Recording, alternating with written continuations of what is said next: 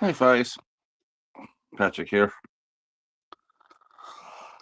Uh, Thought I would do one of these pop-ups here and make it a working one as well.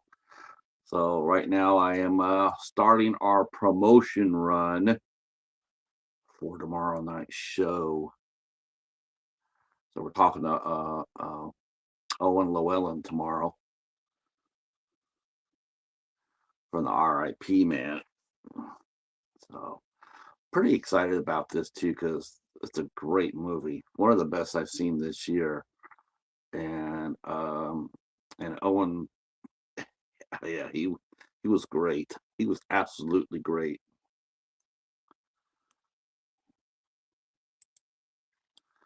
Now, since this is a pop up, it'll probably take a few minutes for people to realize that, hey, that guy's up again.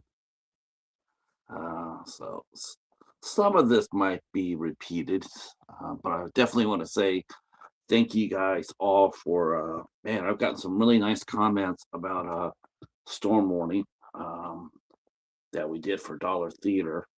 A lot of reaction to the library too, library run. We've had a we've had a really good run at the library recently, and yeah, I didn't think that was going to happen yesterday.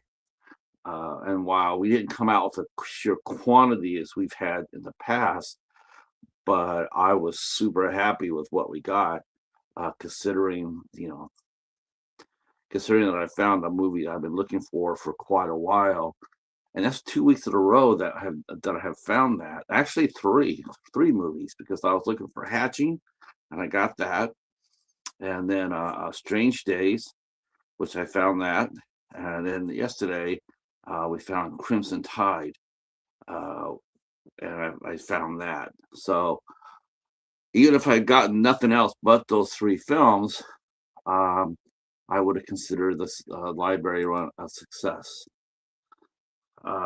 Eric, I got all confused with your instructions, so I just went ahead and just let the review. I left the review in the chat page. So that's what I did. I said, where does he want me to go? Um, so I just said, well, let me just go ahead and just pop up here. I noticed he doesn't have any reviews yet, so let me pop one in here. So I was glad to do that.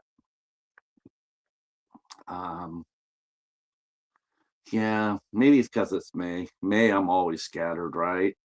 I mean, does anybody who knows me through here, they know that May, June, and July are like the 3 months from hell for me. So I've already sensed the scatteredness of it already. Um,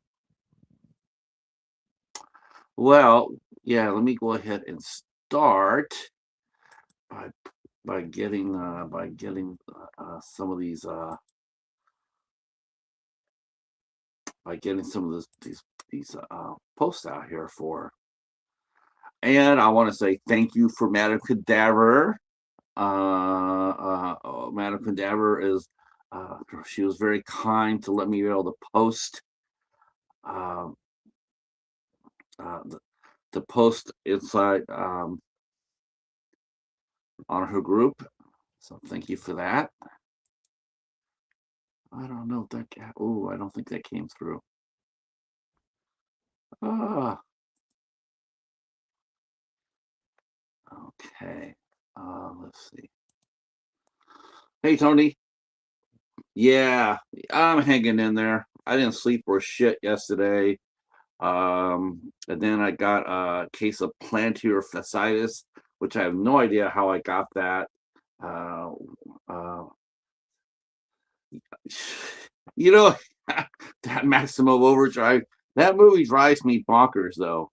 It drives me bonkers because of the story I have with that for 8 questions with. But that's a fun movie. Um, I was thinking I was going to ask you if you had ever seen Trucks. They remade that movie more in line with the short story. It started, and it was pretty good. The ending was sort of goofy. I have to admit, the ending was goofy. I didn't get that at all. but the story itself was much more in line with the with the with the short story. There wasn't a lot of goofiness in it. It was they played it pretty straight. Yeah, Maximum Overdrive. That's yeah. I actually found a copy of that and I watched it, and I'm not sure if I reviewed it yet, but I did watch it, and it was a fun movie. I it was all right. You definitely know. I definitely think that makes it worth watching is when you find out that Stephen King was coked out of his head. I think that's what really makes it fun. Yeah, it's a little different. It's, like I said, they sort of play it straight. Yes, I will do. Where am I putting that at? How do I find to do that with? That's what I'm looking for. Send me the link because I was trying to find it yesterday when you and I were talking. So where am I going to do that? And I will definitely go over there and throw in a movie into the mix.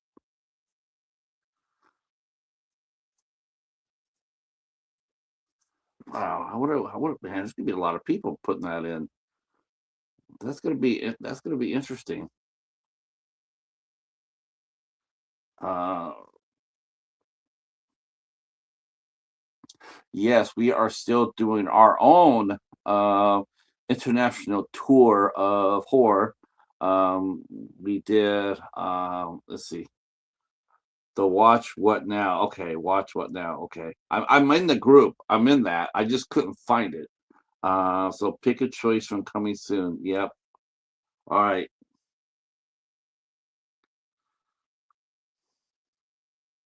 man. I'm actually gonna treat that. I'm gonna send you a good movie. I'm not gonna send you a shark movie. I'm gonna send you a good movie.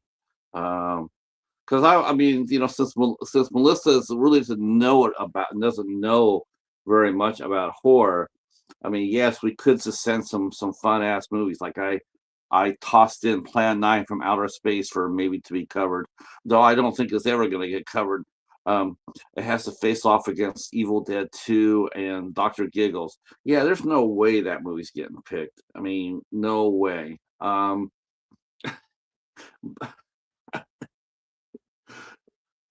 Oh yeah, but that's that option now. So, but Plan 9 has no chance of winning. So I'm gonna come back with a decent movie, a movie that I think has a chance. Um, I mean, yeah. Um,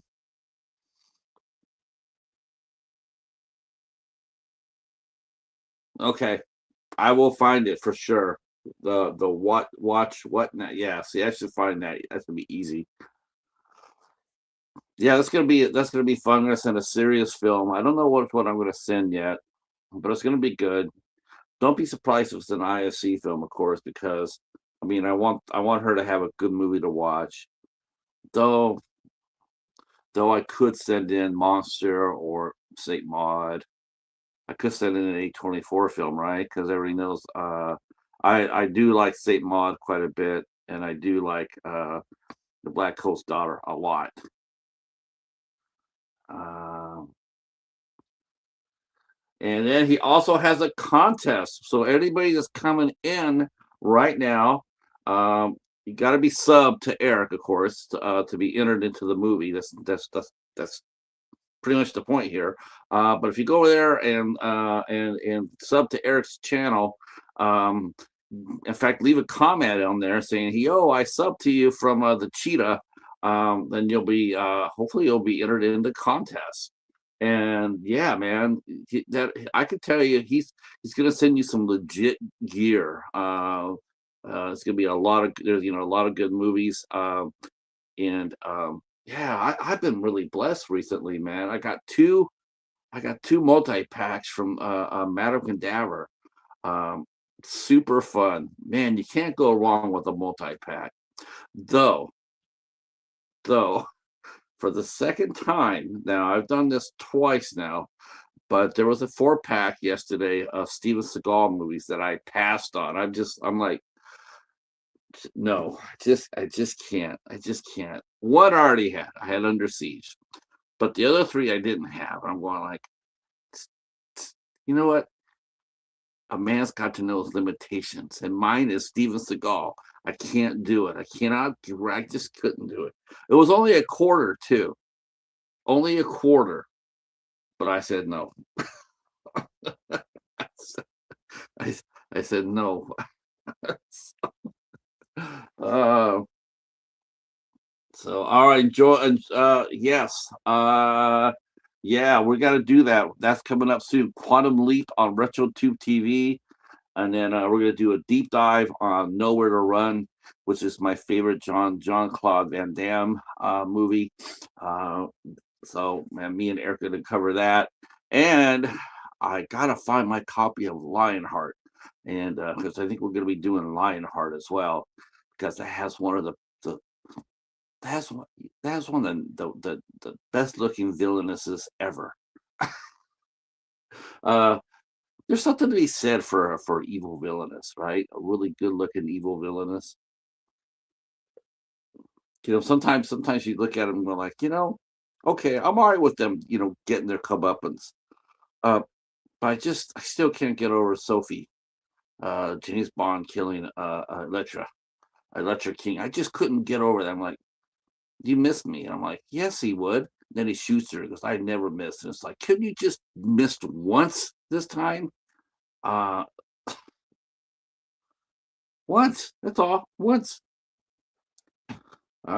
So yeah, the last couple of weeks have been pretty outstanding at the library. Um, if in case you missed it, in case you missed it, not this week and last week we had the library did their another call. They've been calling films out from their physical media uh, because they got rid of the movies that weren't being rented. So they did it for 2 weeks. It was like A through H or something like that, and the rest of the alphabet the following week. And yeah, okay, it was out of control. Uh, it was out of control. So I got like 25 each week, maybe a couple more. And then last week they did, and it caught us all by surprise because the way the lady from the library presented it, she presented it as a collection being donated of foreign films, and it seemed like to be all Bollywood movies.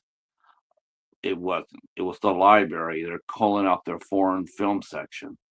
And if you saw my video for that, and friend mail. On top of that, I got friend mail from Madame Cadaver, another 5 movies there.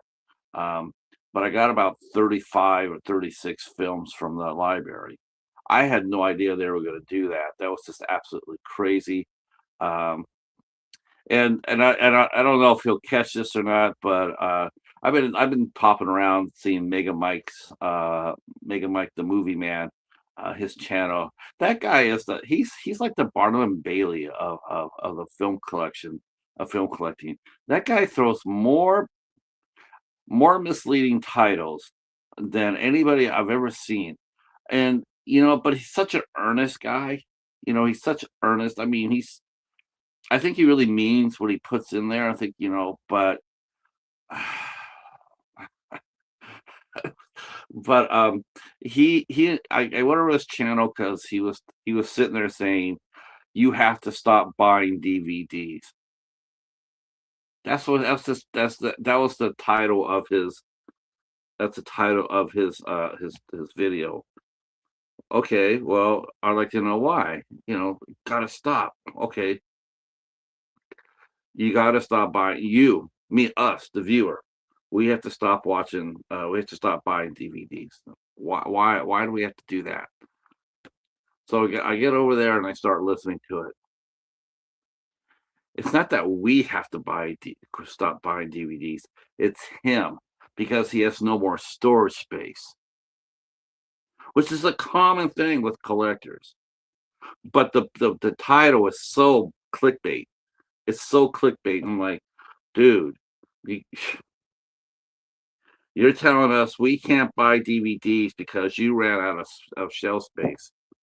Like I said, I know what he means. I know he doesn't mean anything malicious by it. He's just trying to get viewers to his channel. I get that. I mean, it got me there, right? And I'm not nearly as invested in this. Well, okay, maybe I am, um, but I'm not nearly as invested as a lot of people. And they come to his channel to see what's going on, and yeah, it's just a misleading title.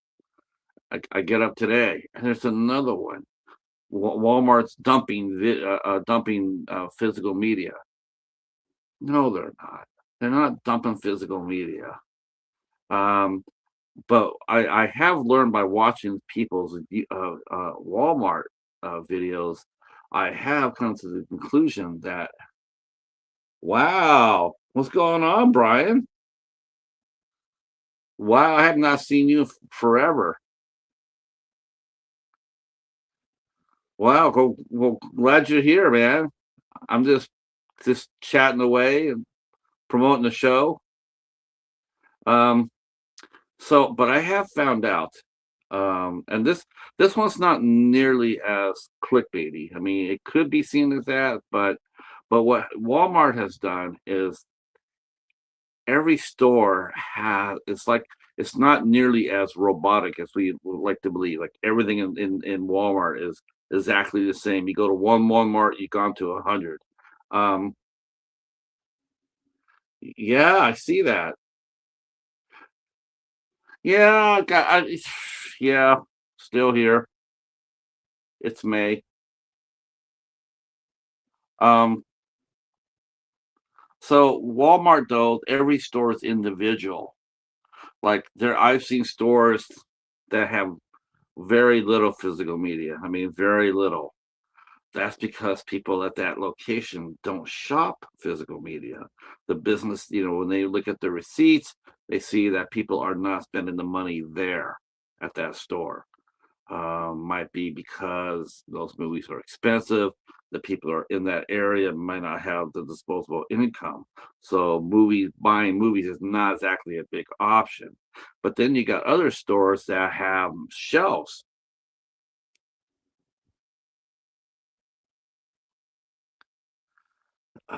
Yeah, so what happens is here's a good example. Brian's posting that his Walmart is not really pushing physical media. It could be because it's like people are not buying it, and the main reason probably is because there's not that much disposable income. So there's not families that could walk out there and go to a Walmart and spend $30 on movies. So they might sit there for a while. But there are Walmarts, and we've seen them where it's like the old days. Like nothing touched them. They have rows of physical media. They have rows. That's because that store is actively selling their movies. I mean, people are going there and buying them. And when you're retail, sales is number one. So if I have two or three shelves or two or three rows of media and people are coming back there and buying it, I want to keep it there because it's selling. It's selling. Um, so it's not. It's just. I guess it's what it is. It's a too much of a blanket statement. Instead of just investigating his store or maybe another store, going to another couple of other stores. It's just like Walmart's dumping physical. No, dude, no, no, no, they're not. Maybe some stores, but if you look around at collectors, they will tell you that there's a nice department, nice physical media. Let's see, especially video games being yeah, they're going to digital.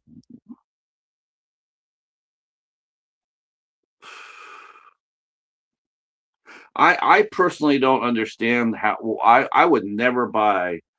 See, I have an old PS2, right? But that's because it works. I can put in my games in my PS2 and it will work. I don't understand why anybody would go out there and spend $600 or more on a system and then go out there and buy games that you don't even own. They go up to the digital, and you can't even play them. You can't play them without being online. Like you don't have an option. Like okay, there's an option. Option one is you just play with the disc. It's a finite amount of room. You can solve the game physically, or if you want to play with multiplayers, then you can go online to do that. But you have the option of playing online digitally or not. I just don't. It's so expensive. Um, yeah, I can't do that. I could never do that. I just don't get it. And the thing is, though, it's like you spend all that, like you're right, and you're right. Like I used to go to GameStop and I go inside there, and then I would see someone come in and they already solved the game. They solved it in 3 days, and they come in there to trade off for another movie, or another game. Uh, no, they're not going to get what they paid for, but then the GameStop has resells. So, but no, I couldn't do that. That's no different from digitalizing your film collection. That's just no different. It could be lost. They can sit there and say we don't support this anymore, and then if you spent you know thousands of dollars, not hundreds, but thousands of dollars on video games, your ass is out of luck. Jamie,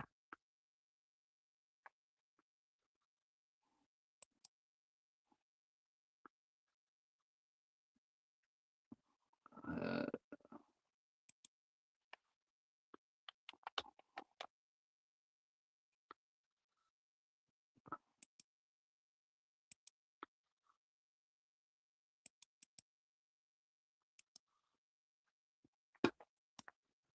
I'm telling you, YouTube should be paying Jamie for the purple heart emoji.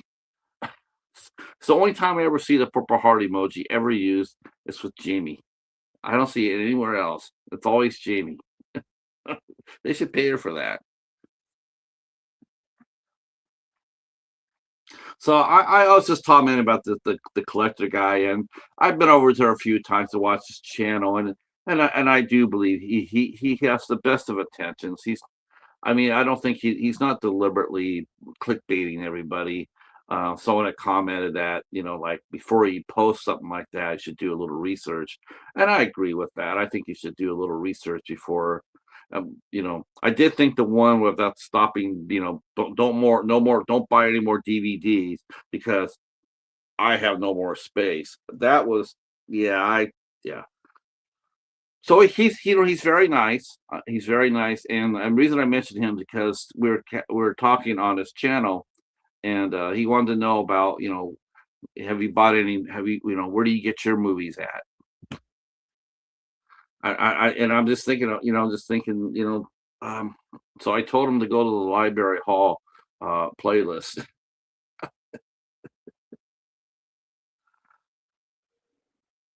No, God, no. Yeah. Well, I tell you one thing that YouTube is doing though, it is demonetizing hundreds of channels. There's no reason why. I mean, there's a lot of channels that they are being demonetized across the board.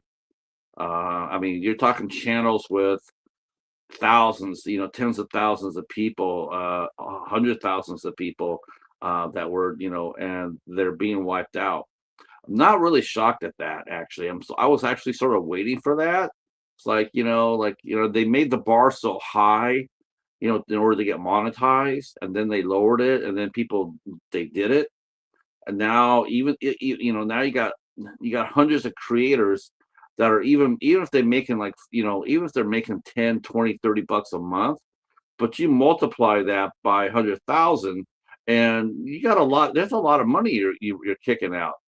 So I think it's interesting. I mean, all I see on my feed the last 2 weeks are all these channels that are bitterly complaining that they've been demonetized for no apparent reason. There's no reason for them to be demonetized, And we're not just talking about a video, like, this is my favorite. This is my absolute favorite. So, hey, Nanette. So this is my absolute favorite. Um, what I do 8 questions with, once in a while, I'll have a singer come on and or a band, and we only play original music, never covers, because that will get you a strike. But uh, they come and they play, and it's their music, and they're a guest. They play, and then I get an email saying from YouTube saying this video is going to be demonetized because a copyright claim. And it's just like, do you not read the room? Do you not see on my, do you not see, you copyrighted you copyrighted Joe Smith's music? Did you not look at my channel where it says interview with Joe Smith? I mean, how hard is it for a computer to spot that, the algorithm to spot that? Yeah. Yeah, the fair use, the freedom of speech, it's all under attack. All under attack. Corporate, corporate and legal, all under attack. Somebody actually brought up the term, you know, I have freedom of speech. It just makes me laugh. It's like, no, you're at the whim of whoever want decides if you can say it or not. You don't have a choice. You don't have a right. You're just swinging in the wind if they decide to let you get away with it or not. All across the board, Jamie. All across the board. Lifestyle channels, tech channels, music channels, just movie channels.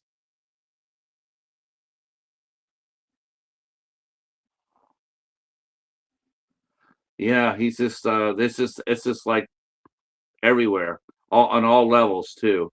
Whether it be someone who just got monetized, or you're talking about one who has 20, 30, 40,000 people that could be demonetized. And for a lot of people that in that spectrum, that's their livelihood. I mean, I mean, there's people out there that live off the YouTube.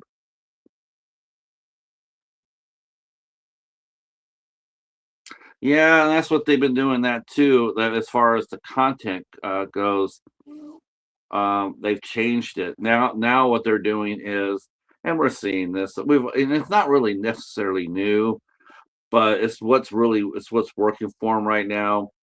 And what they really want you to do is they really want you to get it like 3 or 4 topics and then pound the living hell out of them. So if you're sitting there talking about Scream, or because Jamie's here, if you're here talking nothing but Twin Peaks, um, that they want you to keep talking about that issue. If you keep talking about that, keep pounding that right there, or any current issue, they keep pounding it. That's what they want from you. They don't want creativity. They want conformity. We want you to all pretty much do the same shit.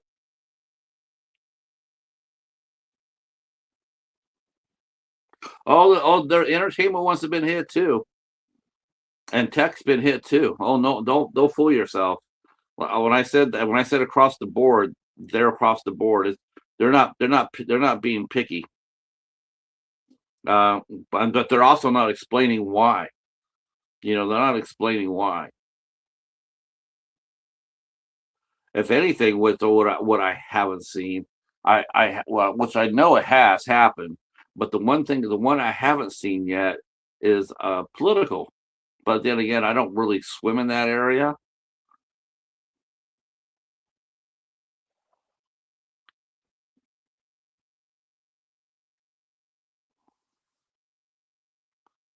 So that's interesting.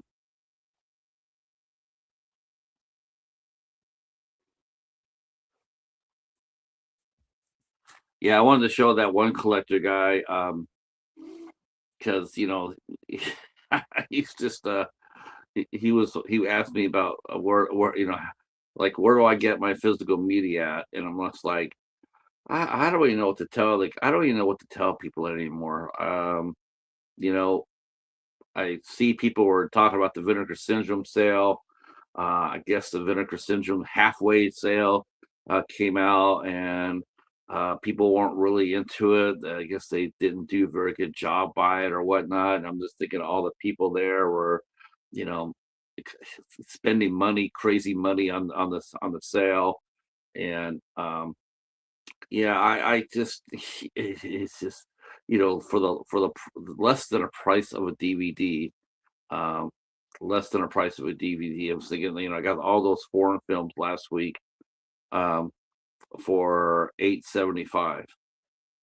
I got 36 movies for 8.75, and I think what's really ironical about it is the majority of those movies were all like boutique labels.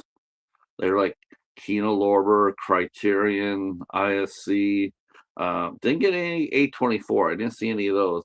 But Cohen Media Group, Studio Canal, and I'm just like, wow, this is just these are the movies that they're waiting in line to get for full price or half price, even half price. You're still paying, it's like a Criterion. You go to a Barnes and Noble on their sale, you're still paying 22 dollars, $21 with tax or whatnot for a single Criterion. Um, Probably that actually might be a legitimate point, Nanette. I mean that actually it does sound free. I mean they're not gonna demote. I You know what? I finally found my first arrow too, Jamie. I found my first arrow in the foreign film sale. I would have got another one, but I was a tad bit slow. And my collector friend, my who goes there, he and his wife, they go there too, and I barely missed out on it. But they're super nice people, and he got it fair and square. I did. I just like I just missed it, but I got my first arrow 2 weeks ago at the library. I was the first one. I was like, oh wow, look at this. They don't they don't they don't discard arrows very often. Like I said, that's my first one. Um, and they don't discard ISCs either. That they hold on to those. Yeah, I agree, and Hamilton is a great place for movies. And the shipping is absolutely crazy. I'm not sure if their shipping increased yet or not. It was $4. I'm not sure if they've increased it since then or not. I would not be surprised if they did, but their prices are outstanding. That's a great place to go for if you want brand new movies. A lot of people they don't want to buy used copies, and I get that. I personally have no problem with used. Um, so let's see. And Jamie said that you haven't been buying much lately. Yeah, I get that. People are still buying though. I mean, I tell you, and I mean, there's a lot of good thrifters out there. There's some really good ones out there.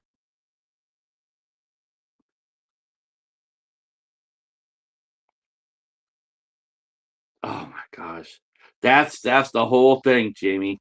It's like I live for the hunt. That's why when I tell people like I just this week I just found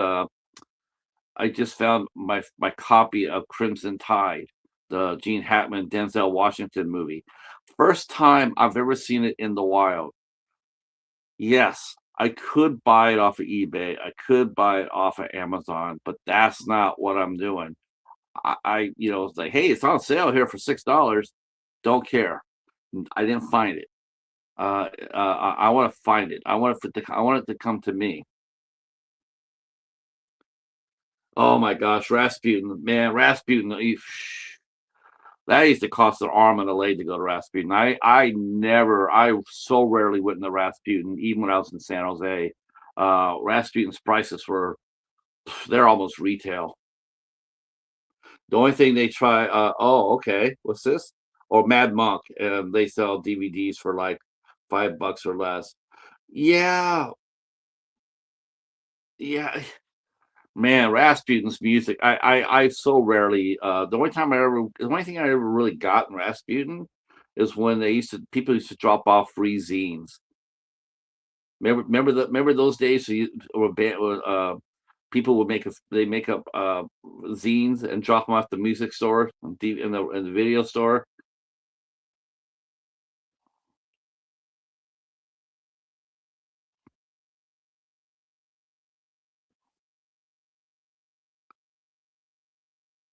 Oh, okay. Oh, they changed it to the Bad Monk. Okay, I get that. Yeah, because Rasputin was the Bad Monk. Okay, $4 still from Hamilton Book. It's just outstanding.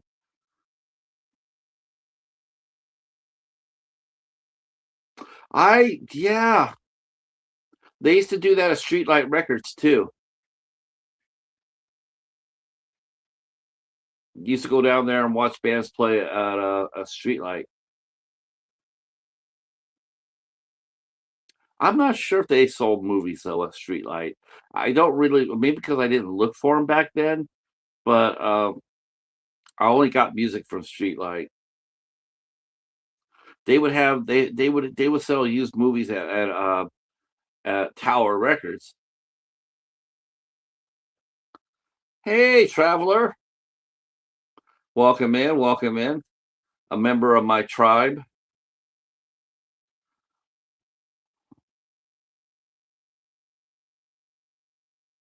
Hope you're doing well, my friend. It's my month. You get that, or you will get that.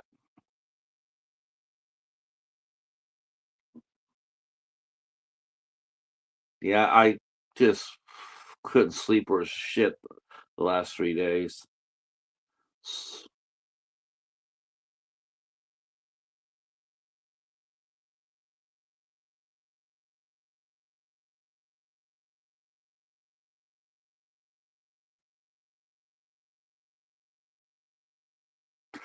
Hey, don't worry about it. Don't feel like you need to, like you have to do it. You just go at your own pace, man. You don't owe anybody anything. Just go at your own pace. Hey, if you got time to stop by, somebody's live, stop by and say hi, leave a comment. But if you're having one of those days, you know what I'm saying? You're having one of those days where you just don't feel like doing shit, don't sweat it. I don't. Been 13 years for me, traveler, but I'm still the same way. If I can get on here and do something like this, if I want to, I do. If I don't, I won't. Don't ever feel among this group that you have to do that.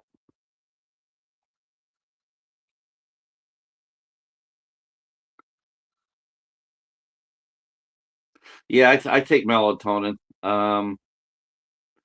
Yeah, what I do is for melatonin, I'll get a couple of bottles, and then I'll take those 2 bottles because last time it's just buy one get one free. I'll take and then I go off of it for 2 3. Oh, I know you do. I know you do. You get a lot of those days. Um, and after that, then I don't take it for like 3 or 4 months. Then that because you don't want to build up a tolerance to it. Because I take 20 milligrams when I take it. That's when I first started out. I was using 5 milligrams. Now it's up to 10. But I take 2 pills, so it's 20 milligrams. And even then, it all depends on your mind. If you can settle your mind down, that helps.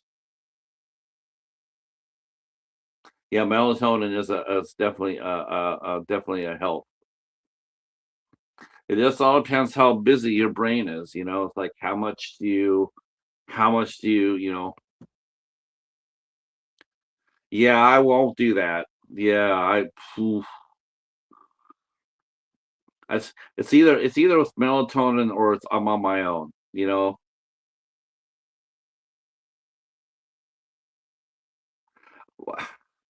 I put on white noise.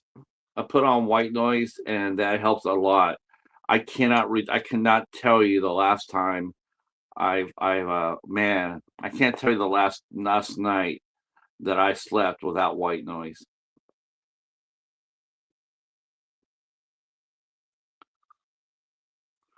Yeah,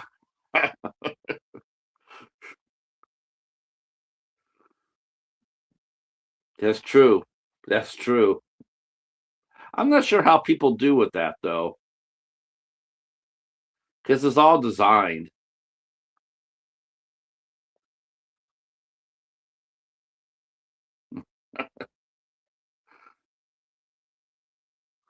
So,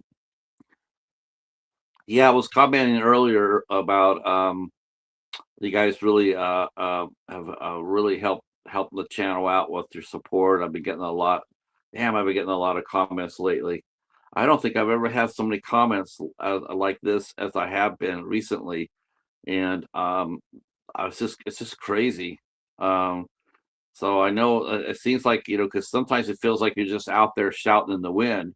Like, is anybody watching what I'm doing? And it's like, half me's like, I'm going to do it anyway. But, I like to think that it's something different, especially RetroTube, um, which is because no one really talks television too much. No, in fact, honest to God, and this is the truth. The only person I ever really talked television with up till I did RetroTube, the only television show I ever talked about with anybody was always Jamie with Twin Peaks. Always. Like no one ever come up to me and say, "Hey, did you watch this show? Did you watch?" Nobody ever does. Everybody talks about all the movies. Let's do let's talk about 1990. Let's talk about 1990 again. Uh, I dig it. I dig it. It's yeah, movies, yeah. But I started getting a ton of TV shows at the library, and they're really, it's like, man, they're all coming in now. So that's why I decided to do RetroTube, because I wanted to pull off some TV shows off the shelf and start talking about certain episodes. And you guys have been having a really fun time with that. And I really appreciate your support. Um, I'll put on a fan. Yeah, I have an overhead fan. Um,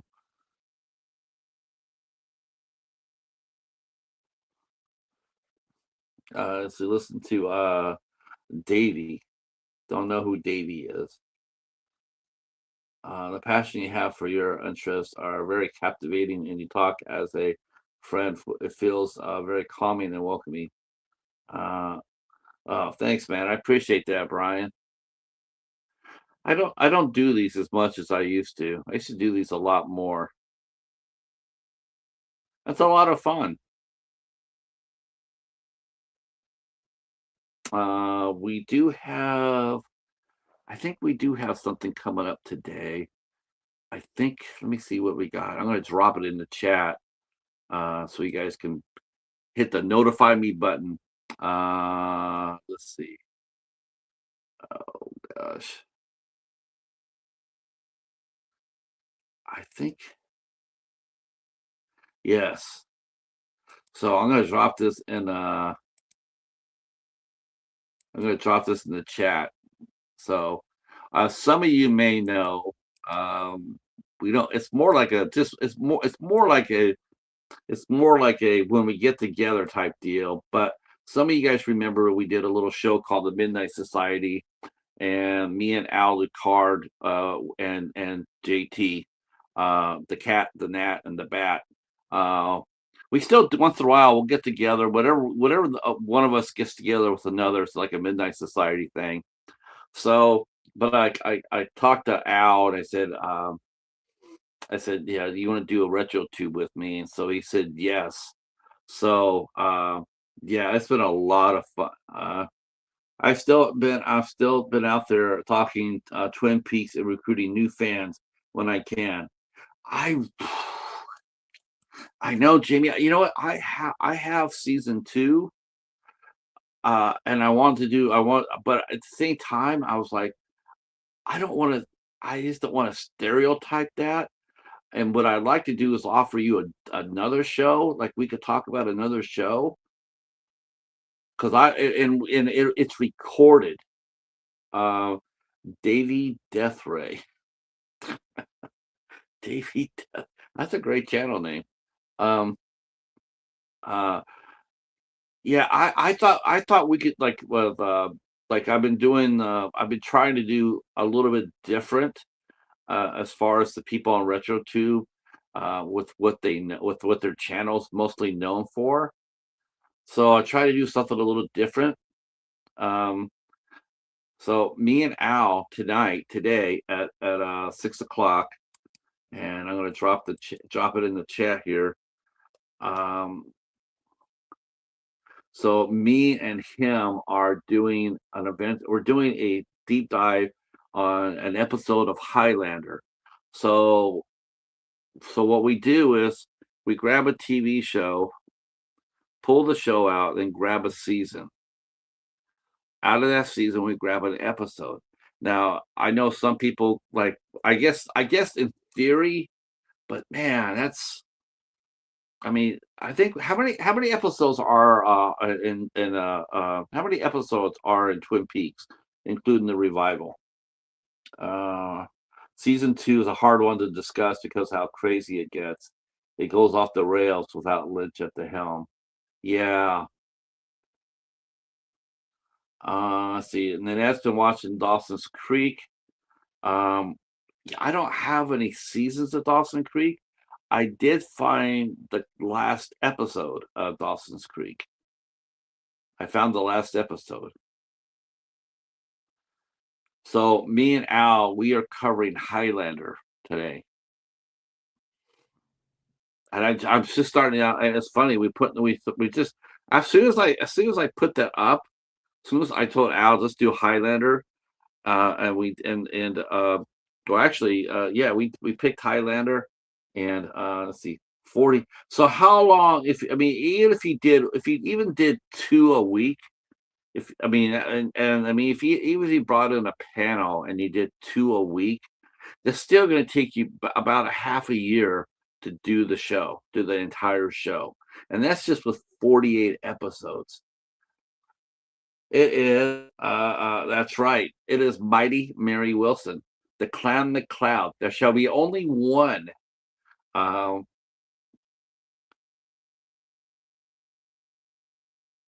oh, it's all right. You can catch the replay. It's recorded, traveler.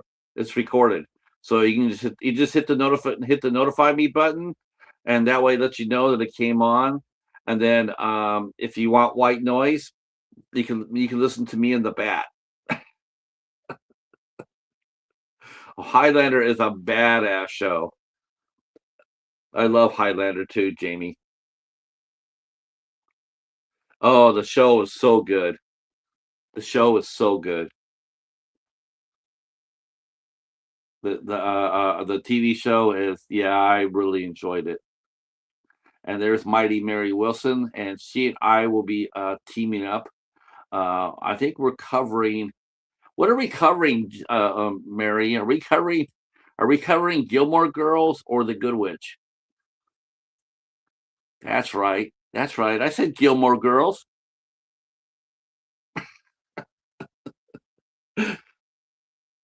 Or The Good Witch,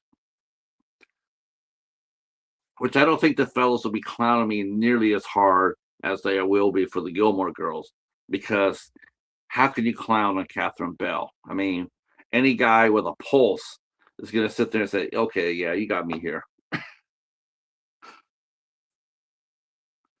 Good Witch. See, we're gonna talk about the Good Witch because we both adore Catherine Bell.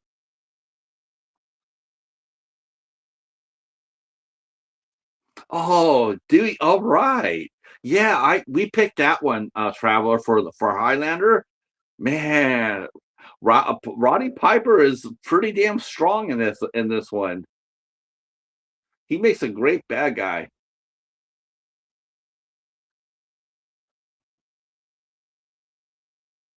Oh, says, "Do you know I have my own T-shirt now? It's me at at the theater, and it says, 'I saw that in the theater.'" Yeah.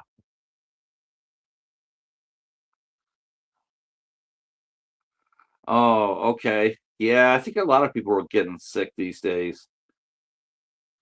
That's awesome. For if I had a shirt like that, Jamie, it would be. I have it, but I haven't. I have that movie, but I haven't seen it yet. I haven't watched it yet.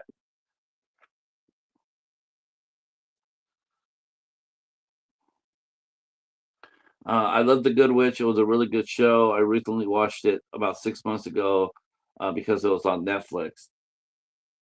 Oh, it's in Davy Death Race store. Nice. I know. I saw that Don Night Owl. He got a bunch of new shirts out there too. The owl.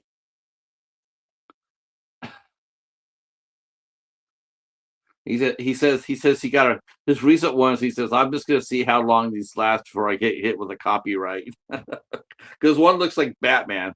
It's an owl, but it could be a Batman. And I'm thinking, yeah, I think you're probably gonna get a hit. You're probably gonna get a cease and desist for that one. But who knows?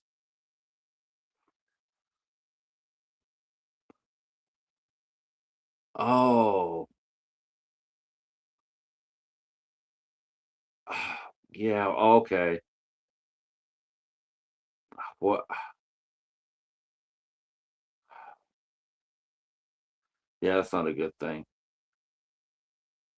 Let's go take a look at Jamie's shirt. I'm sorry he's not feeling good, Mary.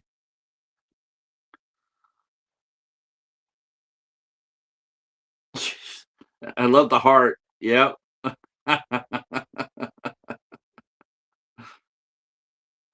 You couldn't do a shirt without the heart, Jamie. You just couldn't do it.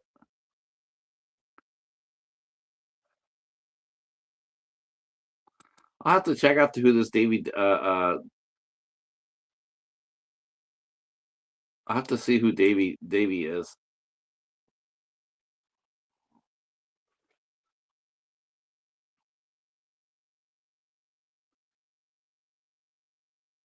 That's so much fun.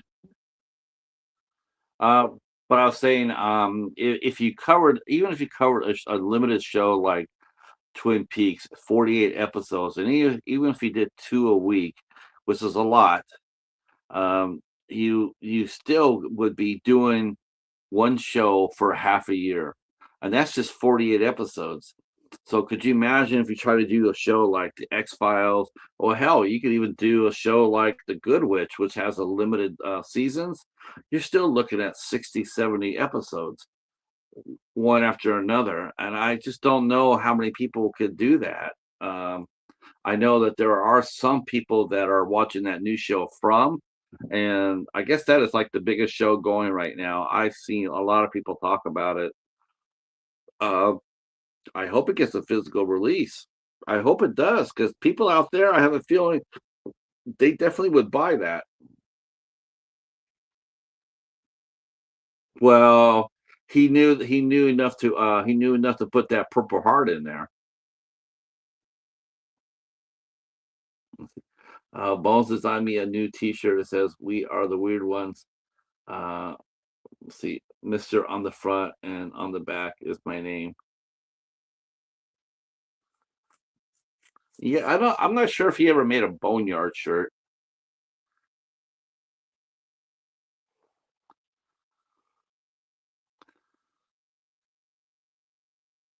I'm actually was trying to set up. I was actually trying to set up something for to help out a fellow community member, and I wanted to help out. And if he hears this, this is for him.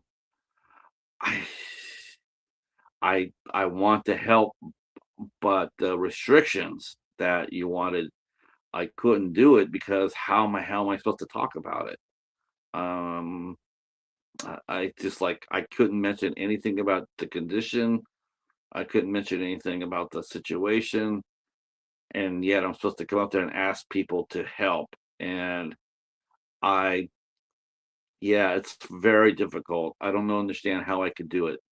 Um, yeah, yeah. That was really all I was really I was trying to think about it for the last 4 or 5 days of going like, "Okay, how am I supposed to get out there and ask people?" Because this guy doesn't wanna know he doesn't wanna know he doesn't want anybody to know his situation. I get that. I do. I really do get that. But it's like, if I come online here and I sit there and say, "Well, I know somebody," like I'm doing right this second, "I know someone who needs our help, but I can't tell you anything about it." No one's gonna do shit. I wouldn't. See someone just a blind out of them say, "Hey, I need your help, but I can't tell you the situation." Yeah, I'm not doing that. Even if I know you, unless I know details, like what do you need it for? How much, hell, for a lot of people, they might want to donate a little bit more if they know the situation. Um, but without any information at all, it's impossible. I just couldn't do it. So if you thought I forgot about you, I didn't. It's just that you locked my hands up. I can't do anything to help. So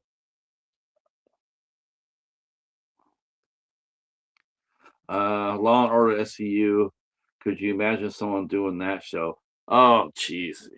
Or how about the Simpsons or Family Guy? Yeah. Though Gunsmoke would be easy though. Gunsmoke would be easy. It ran for 20 years, but hell, you could cover Gunsmoke in 10 episodes. 10 episodes. You could cover Gunsmoke. 20 years, a massive amount of episodes, but you could cover it in 10 years because they ran the same freaking 10 plot lines every year. It's the same. They never had anything, it was never anything new. Oh, the Bethesda. The Bethesda's in the chat.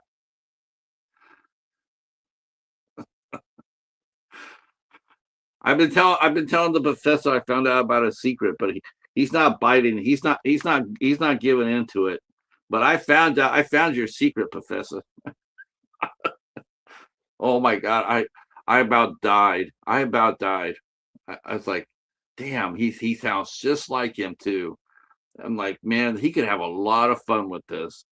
But of course, the professor has a new review series going on his channel. He is covering, not only is he covering the movie, he's also covering the DVD, the packaging that goes with it. So you'll get a review of the movie and then come back and review the DVD cover, which is really cool. It's a good idea. Uh, yeah, man, we've had a great run, haven't we, Professor? I mean, this is like the best run in probably 3 years.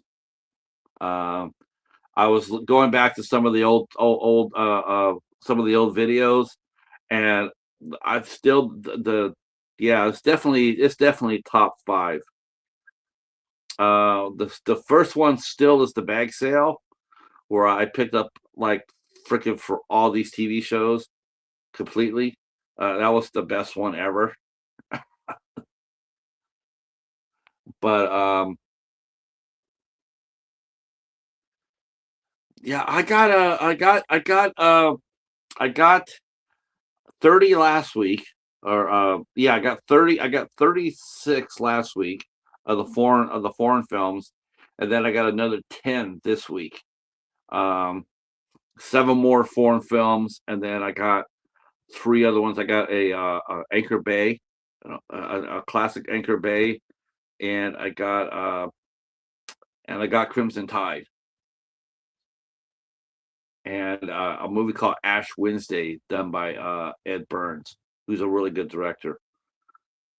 Yeah, I couldn't believe. Oh yes, yeah, the 30, yeah, the TV shows, absolutely nuts, absolutely.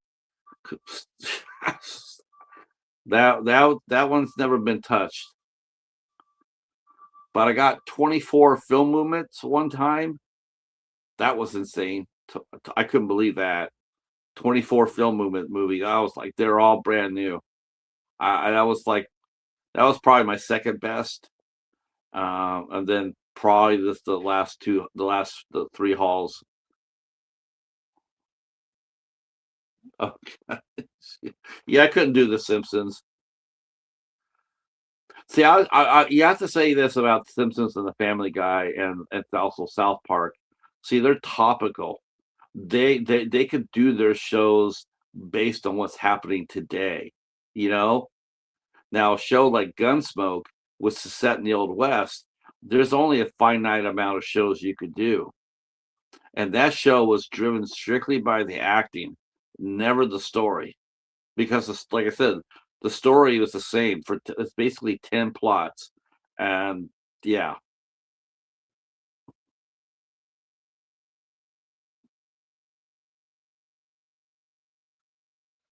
I'm definitely trying to figure out what you know. I will admit it. I'm nosy. Um, let's see.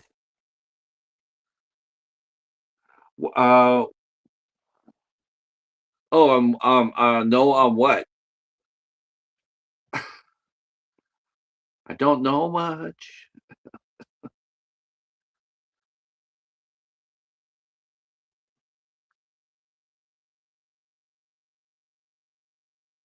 So tomorrow we're going to be talking with Owen Llewellyn at 3 o'clock. Um, he is the star of the R.I.P. Man. That movie's a banger. I'm telling you. That movie is really good. It's definitely one of the best movies I've seen this year.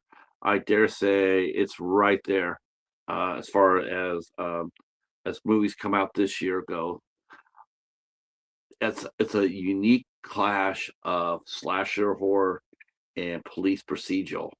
Most of the time in slasher movies, right, the cops are always secondary. You know, they're not main characters. They're just there to help move the story along, right? Uh, but in the R.I.P. man, it's a much it's following the cops. A lot of times you see a movie like this, and it's like a mini series. It's like they need the time to tell the story. You know, it's like, Jeffrey Dahmer. They made, I think it was like a 10-hour miniseries out of it. They needed 10 hours to tell a story and included the cops and him and his victims and whatnot. The R.I.P. man did it in 95 minutes. It's a banger of a movie. Jamie Langerlands deserves full credit for that. Um, it's terrific. And now that I've now that I've watched this, because I got some I called not cold, but I got some English TV shows, and there's two I got in there. One was called Professor Morse, and the other one's Inspector Lewis, and they were connected. Inspector Morse came first, and then Professor Lewis. And I've been watching those shows because I love a good Columbo, right? So I've been watching those shows, but I've been watching those shows after I watched R.I.P. Man. But now that I have watched them, it really emphasizes how good R.I.P. Man really is, because I'm sitting there watching them going like, man, these two guys, these two cops inside the R.I.P. Man, they easily could have been Morse and Detective and Sergeant Lewis. Easily. They had the same demeanor, the same mannerisms. They didn't copy the characters by no means, but it has that vibe to it. Except that, whereas it's very rare in Morse or Lewis that they actually show the crime. I mean, it happens, and then they have to solve the case. But here in R.I.P. Man, yeah, obviously, it's a slasher movie, so you get to see that side of it. But it's a banger of a movie. I'm so happy to be able to. I already talked to Jamie about the show. You can catch that on my channel. And then I went for one of the lead actresses. I couldn't get her. Not now. Gareth got her. The interview with Jasmine Keene will be on his channel, and hopefully I'll get her back when R.I.P. Man 2 comes out. Um, but I got the killer. I got Alden Pick, and so I'm very happy about that. And he'll be here tomorrow at 3 o'clock. Let's put it this way: how much should I? Okay, since Scream is such a big thing right now, I'll tell you this: the first kill in R.I.P. Man easily matches that of Drew Barrymore being killed in the first Scream. Easily, it matches it. Not quite the emotional punch, but it's there. I mean, it's the kill itself is brutal. It is like, damn. Um, and I think it holds its own. I think anybody who watches the film will be very impressed with that. And and you know how I feel about independent films trying to do sequels. Oh, I hate it for indies. I just hate it because it rarely ever happens. It really does. I mean, not unless you're, like, don't give a rat's ass about, about your story or your movie. A lot of times, an independent production, they will make that one movie and hope, and especially now, I mean, the chances are for independent films to make their money back, it seems to be decreasing every year. It's like, geez, I mean, how am I going to get my money back here? Um, I will say that when we talked to Jake C. Young, who did Soul's Chapel, he got it right. He came out with a DVD, and good for him. So he has a fighting chance. But a lot of these indie filmmakers now, for them to get DVDs of their films, I mean, yeah. I mean, they can always get DVDs, but it's like, how do you distribute them? How do you get it out there? I mean, conventions is like, man, that's rough. A convention costs money to go to. You got to buy a table, you got to get gas, everything. It costs a lot of money out of your pocket even before you get out of your damn driveway. And even then, it's still going to take it's going to take a lot of movies sold for you to start making some sort of impact, or you making your budget back. Um, let's see. Pop quiz, hot shots. You meet a genie and he'll only grant you one of these wishes. For Cold Case to get a physical media release, for you to own a complete ISC collection, or make you 20 years younger.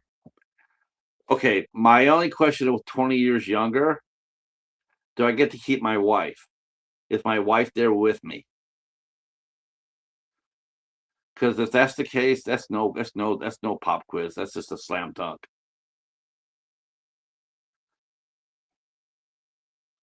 So if I get that, then hell yeah, then I take the 20 years younger, because then I know, and I get to retain the knowledge that I know today. I get to keep my brain of today, and I get my wife, because then I can fix everything.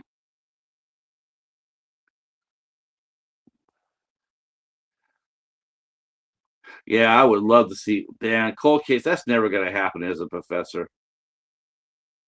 Oh my gosh, that just it sickens me. I just don't know. I just don't. I just want to know who dropped the ball when they negotiated that. I mean, did they not think about that? I just can't believe you didn't think about that. Like, we want to use your we want to use your music in this episode. Okay, but then we're gonna resell it. When we put it out on, I don't know I don't know how hard it is. It's like, if it's just one band, you pay for the one band because a lot of those episodes were driven just by one band. But if it's sort of like a soundtrack, I, we're never gonna see that. But that but if I couldn't have uh for the 20 years, if it's just how I am right now, then I would take the ISC. I would take the ISC collection.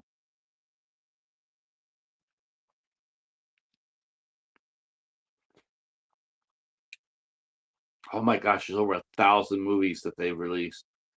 You would never see me again. That would be it. I'd be putting out a gone fishing sign on my channel.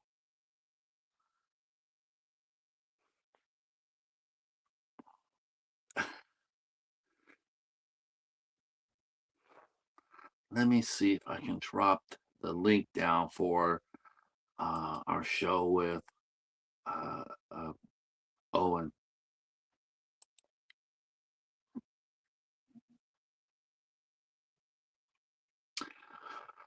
Let's see. Yeah, here we go. Let's just drop.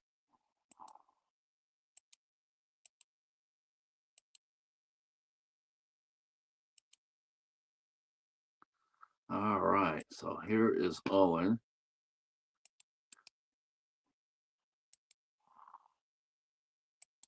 And even if you just go over there for a second, but boy, if you guys could just hit the like button too, even if you don't, even if you don't, even if you don't do anything else, if you could just hit the like button, that would be really cool.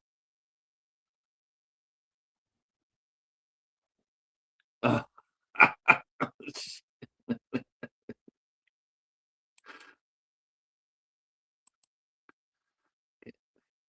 Professor, man, I have to admit, man, I am absolutely like when I came to you and I said, like, damn, the professor, man, I know the professor's secret.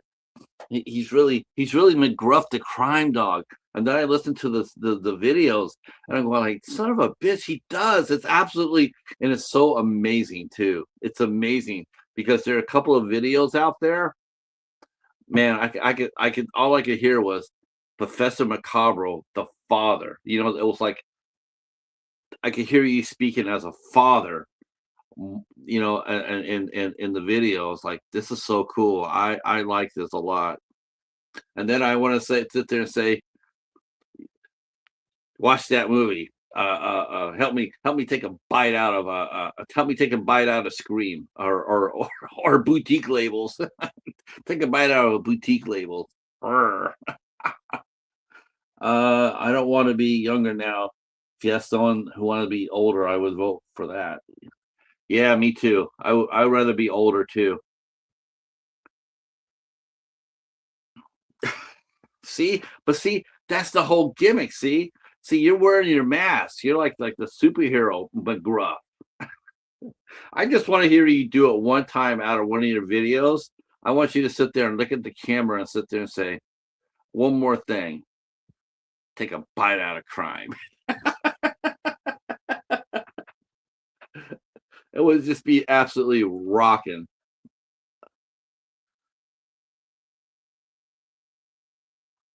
I just think it's great. But some of those PSAs they rolled out there, I guess they were for parent groups or what have you. Damn, they're hard hitting. They definitely weren't for kids. They're showing this little girl getting inside of a stranger's car, and McGruff comes in and says, "That could probably be the last time we see Jenny." Damn, McGruff, rough. But he's right, of course.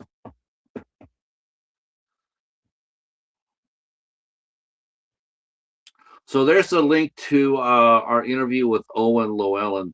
So, like I said, if you guys could stop by there and hit the like button. If you want to share it, that would be great too. Next set videos I record, I'm gonna do that just for you. That's right. That's right. Man, I was listening to Man, Professor, I was listening to one of my old shows, and Wes was down there, and I could hear. I was listening to Wes, man.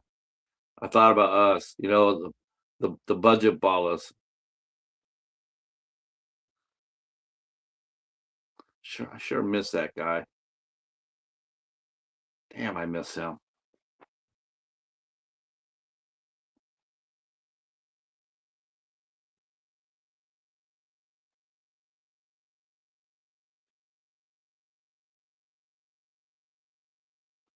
Oh, okay. Gotta hit the like button, watch for 5 minutes, and leave a comment to bump up the algorithm. Is it 5 minutes now? Well, good for them. It used to be 3 minutes, but I'm glad they bumped it up.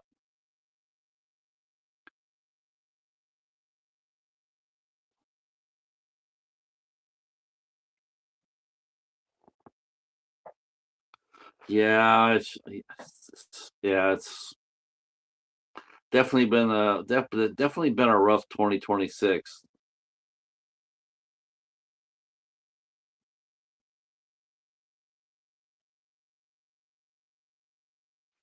I guess that actor, Jonathan Tiersten, he passed away. He was yesterday or day before yesterday. He had done sleepaway camp. I had been friends with him on Facebook. When I first signed on, him and I connected on there way before I joined YouTube. But yeah, I'm not sure exactly what happened. We still talked once in a while, but he was always busy whenever I asked him for an interview. He never really got into it. But only 60 years old. Isn't it? I'll tell you what's really sucks. I'll tell you what really sucks. Is when something like that happens, right? And they'll sit there and say, so and so died unexpectedly. They have conditioned us immediately to start thinking about suicide. Immediately. The way they condition the news, you know? It's like so and so, passed away unexpectedly. It's like unexpectedly, is that the new word now to describe suicide? Even if it's not.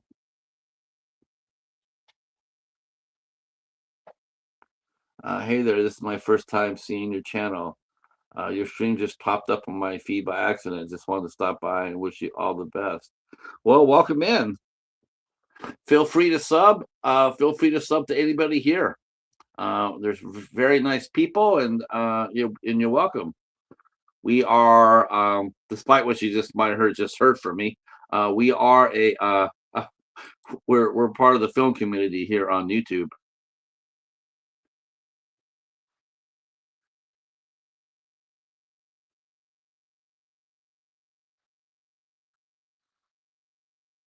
Okay,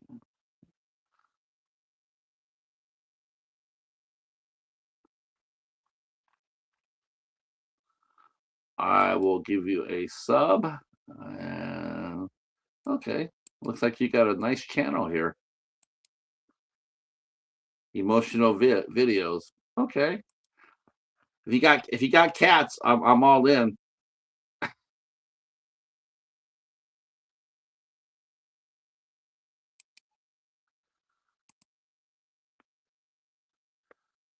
I like emotional videos. They're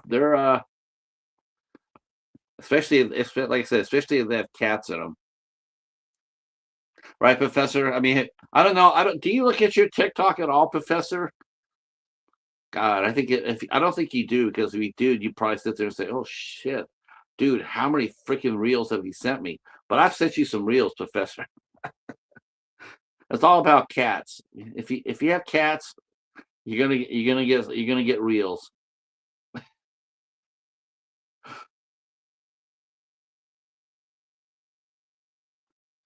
Yeah,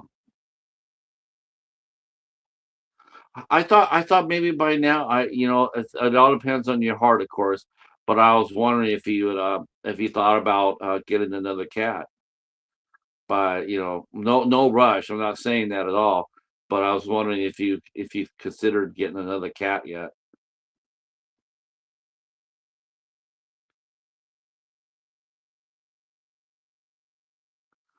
Okay, then that gets some sleep. Yeah, definitely. If you get a chance to sleep, never pass it up.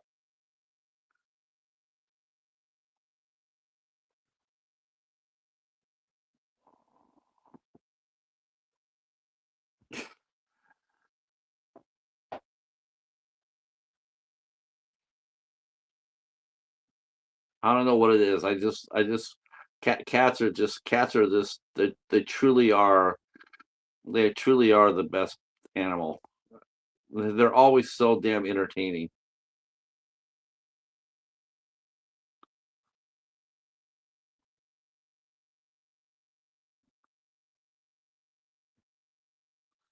That's a good goal to have. Definitely, definitely. I think I think that's a. I like feel good channels. We need more of them.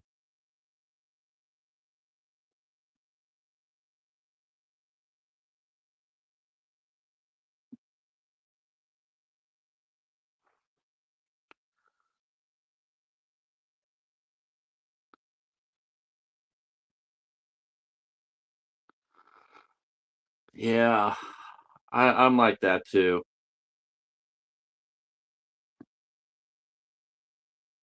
I don't know.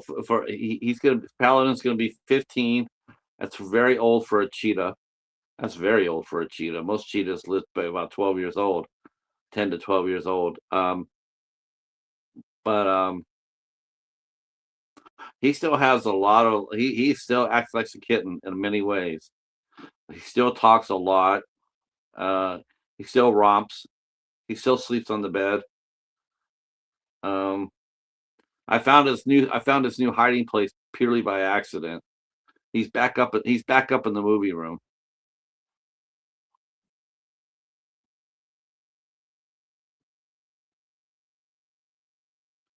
Oh gosh, cats equal subs. Emotional. If you put cats out there, you will get subs. You will get views. Cats are the probably the and I'm not joking. Cats are probably yeah. The people love cat videos. Insanely so. I mean, dogs are good, but cats are a whole different level.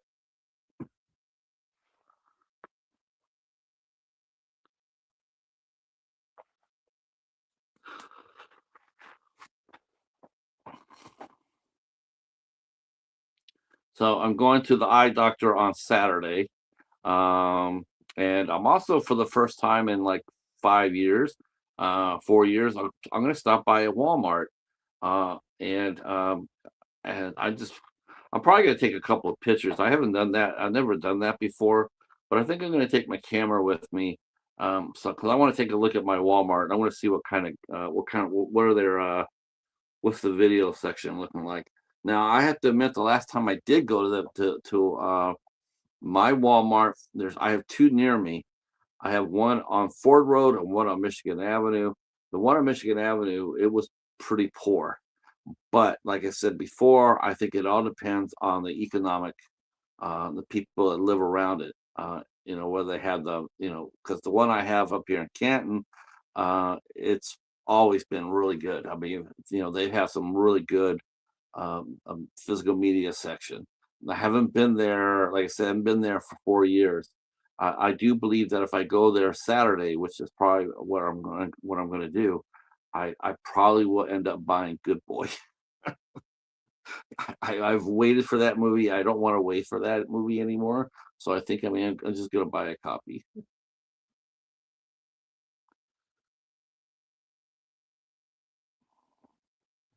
Yeah, aren't it is, Professor. It absolutely is.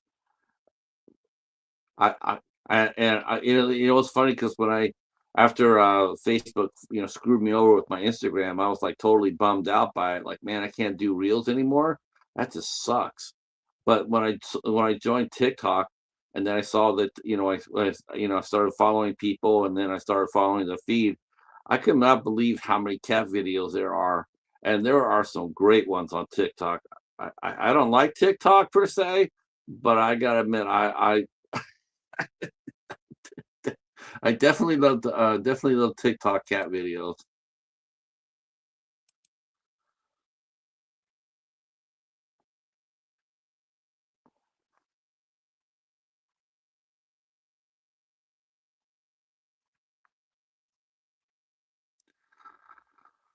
Uh, all right. So Eric say hey internet, it's Eric. Let me go get his channel real quick. Uh he is closing on 1800.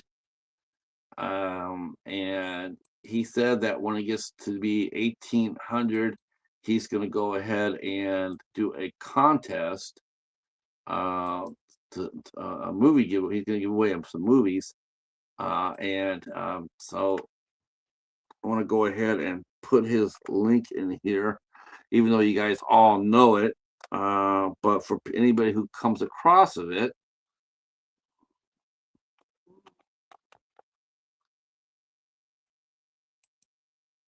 yeah, his film review series. What what watch now?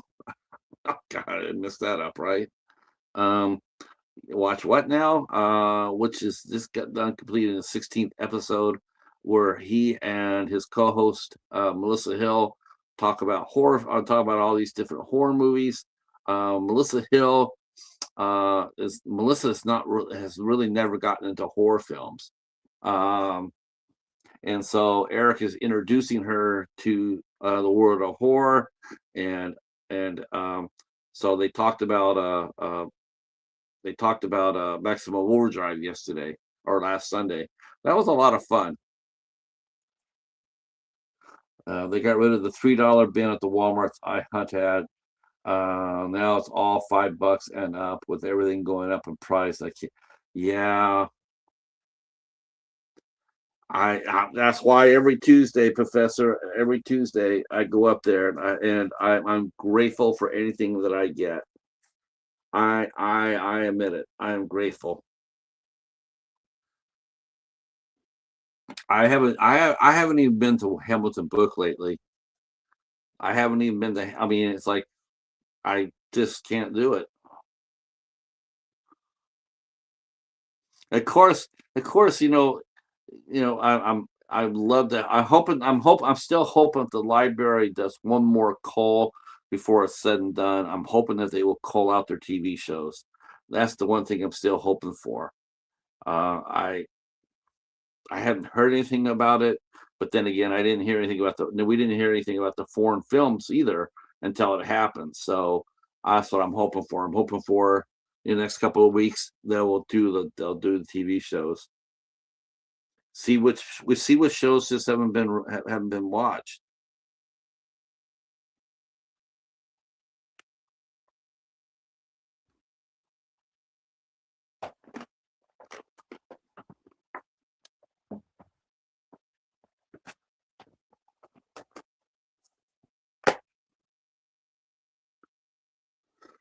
No,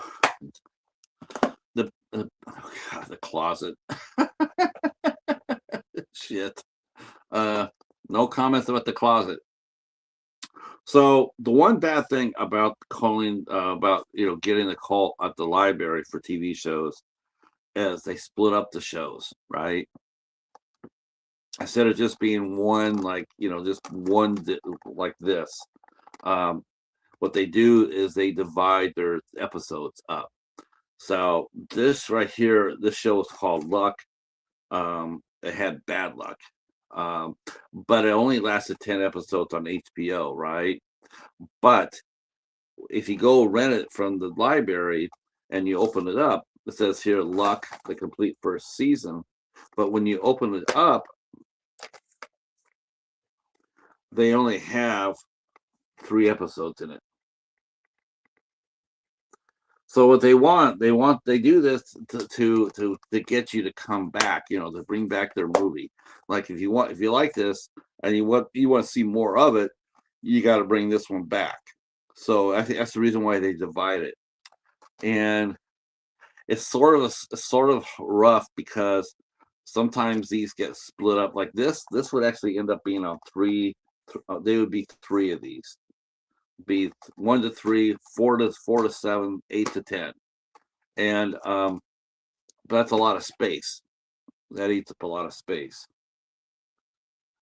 Sure. How do you think about streaming has changed movie culture? Do you think we've lost something special now that everything is digital instead of on disc? Well, that's a good question to ask, and you definitely came to the right community for that. That's for sure. Because a lot of people have a lot of different opinions. Um, it definitely has. Definitely streaming has definitely changed the way we look at films, for sure. One, we don't go to the theater nearly like we did. Um, we just don't. Between digital and COVID, that just has kept people away from the theater. Now, a lot of people will look at numbers. They'll say like like the Devil Wore Prada 2. It did $277 million, and people sit there and say, everybody rushed back to the theater. The theater is all that, but in actuality, they sold less than tickets than they did they'll probably end up selling less tickets for this one than they did the first one. It'll make more money, but sell less tickets because people aren't going there. I mean, now you go there, you get premium seats, you get food. There's a lot of cost built into going to the movies. It's not just simply just going in, paying $7, getting the popcorn, and then going home, spending $15. Um, now it's now it's the premium seats, the IMAX, the you get dinner, drinks. I mean, it's now a social place, and so people spend more there, and it all goes for the movie. Um, I'm not from the USA. I'm from Georgia. Okay, near the Soviet Union. And best I remember about movies is they go to disc shops and buy some new movies and games. Now everything is digital. Yeah, there are. We still buy our movies here. Me and the professor, we're known as budget ballers. Uh, that means we buy all of our movies for. We try to get them for like under $3. When we can find them for that. Um, yep, VHS is still active. People still collect VHS. There are a lot of people that collect physical media because they like to own it. They like to have it in their hands. Sometimes streaming will they won't have every movie that you want to watch. Or and they're trying to get people to buy streaming for 20. It used to be where people were joint streamers because the cable was too expensive. Well, all it literally was streaming just a new cable. Now today you're finding the same people that got rid of cable paying basically the same amount of money as they did for cable. They're still paying the same amount. So I mean, what did you really do? You just you rob Peter to pay Paul. Um, but of course the thing with streaming services too is it's affected network TV, the TV shows that we watch here now. It's basically pushing those series. How we watch TV is basically pushing changing our way of watching. um oh, awesome. Glad you're still with us. Hear me ramble. Um, so before American TV, they would come out and a TV series would come out and get 22 to 24. Hey, Mike, there he is. One of our resident film community experts. Mike, did you see that?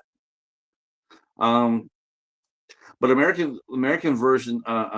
Yes, and I'm going to be pinging you in a couple of days. Actually, I'll probably be pinging you real soon, sooner than that, Mike. So I want to set up our watch along for Inspector Lewis. I'm gonna set that up. We got to do that, man. I've been watching the show I'm like, we got to get Mike up here. Such a fantastic show. So most American television networks, NBC, ABC, CBS, and Fox, they would come out with TV shows that were last between 22 to 24 episodes per season. Now streaming has come on, and what that has done is the streaming TV shows. they go 10 episodes, 8 to 10 episodes, maybe 3 or 4 years, and then they get rid of it. Then they cancel it and bring out something else. They do it to cut costs. They could get bigger names on their show, on their series, is because they're not spending the money. They're spending a sign like a White Lotus. White Lotus does like 10 episodes, but they has an all-star cast because they don't have to spend. They're not spending the money for a whole 24 episode season. So in theory, and they're making money, and they're bringing people to their streaming because it's such a short run. Um, Streaming started as a good option because it was cheap and for the most part had everything. Now they separate it all on 10 paid apps. It's edited, no special features, and movies get taken down. Yeah, that too. I mean, if you're a film collector, streaming, yeah, you're not going to go. You're not going to go if you're a film collector. You're not going to go with streaming. If you collect physical media, you're not going with streaming. But if you want to see, what's the latest show that you can talk about at work, yeah. And it's 8 to 10 episodes, and that's affecting American television in the sense, as the networks, is because now they're doing they're no longer doing 23 to 24 episodes. Now they're doing like 13 to 19. It's going down. We could blame the Brits for that though, because the Brits have always done that. They've always done they're what they call seasons. They call series, but they've done that. They've done the 1 to 8, 1 to 10, at 10 episodes per season. Or what they do is they make a series of movies. They make 3 or 4 movies and call it a season. But it's American TV as we know it will probably be gone within 10 years. It's just not going to be. It's not sustainable. It's all going to be. It's either going to convert into streaming to where we're going to just get nothing but limited series all the time. Of course, reality's still out there.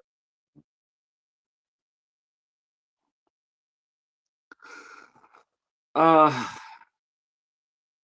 it's okay. So that's a good question too.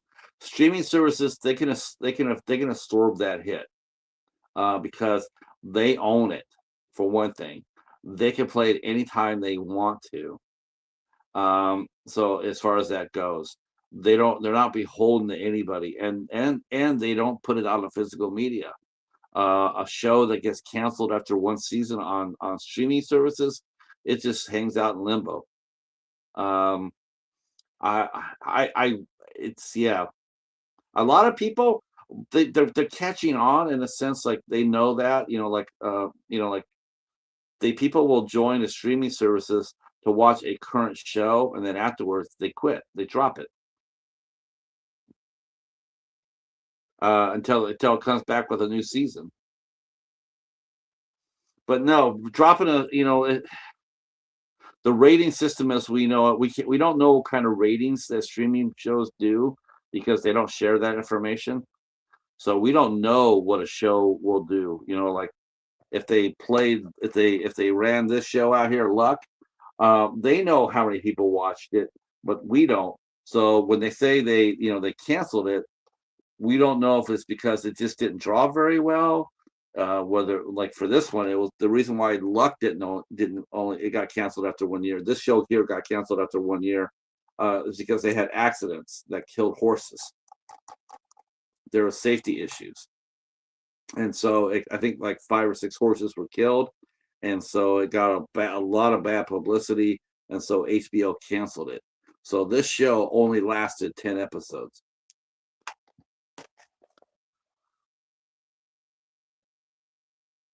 Oh, I have no idea. That's a good question.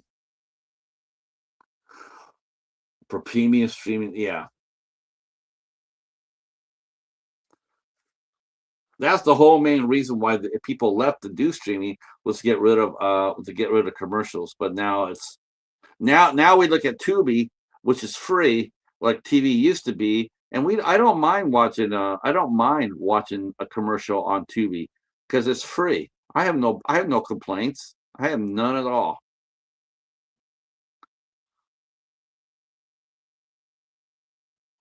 But boy, I would be pissed off if I had Netflix or Disney Plus and got commercials there. I would be that would be very irritating. Yeah, the corporate greed is staggering. And of course, the choices that we have are shrinking. We are seeing that with the networks, the mergers. We're seeing that more and more. We don't have freedom. We're being told what to watch. If you're a streamer, you're being told what to watch. Um, if you have physical media, if you have your own collection, you can do whatever you want. If you can find the movie or the TV show and you can buy it, you can watch whatever you want, whenever you want, and whatever you want, as long as you have power.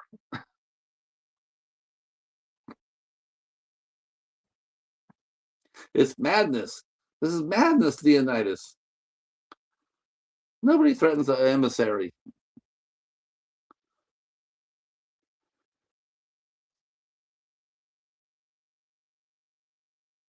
Oh, I've chosen my words carefully, Persian, and you should have done the same.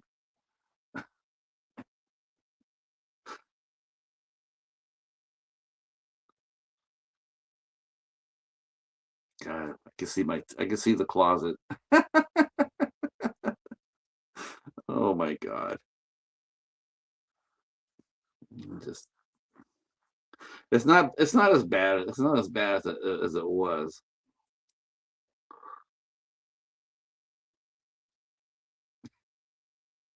Who am I fooling? It's terrible. Uh, yeah, Closet of Beauty. Oh my gosh. See if I can take you guys here. I'll show you. I'll see if I can find the the new spot. And yes, we'll stop by the closet because so okay. Ta-da!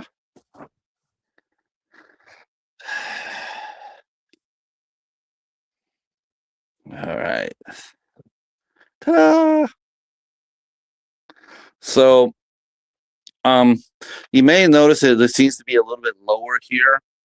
The reason why it's not because it's lower here is because I transferred all the overstock into this box here. And look, I got one empty crate here. So, um, so it's still TV. It's still TV up here. Uh, yeah, okay. But that was the overflow that when the closet collapsed, when it fell on the ground, this is what it fell on the ground. All right. And of course we still have this in play. All right. All right. See if I can find the cheetah.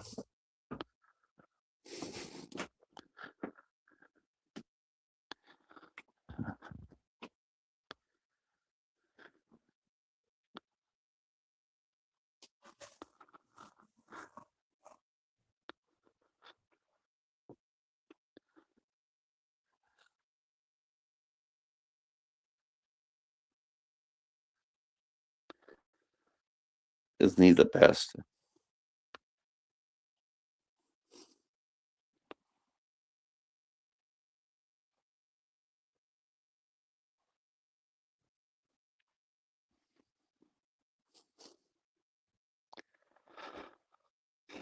Okay.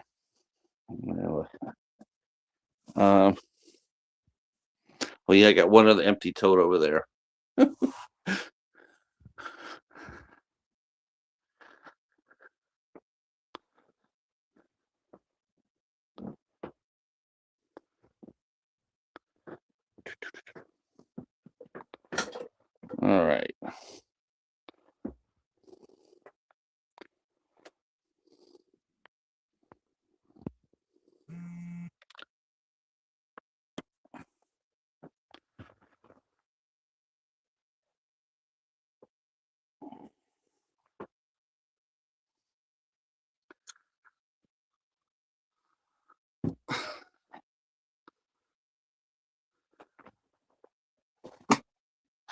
Hopefully, you guys get to see the cheetah, right? Hopefully, you guys get to see the cheetah at his spot. That's right.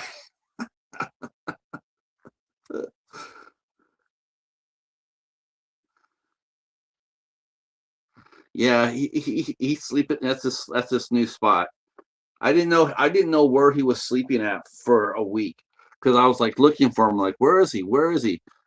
And totally by accident, when I was looking for a TV show to do for RetroTube, and that's how I found him. I said, "Oh, there he is. He's tied up and he's in a small ball."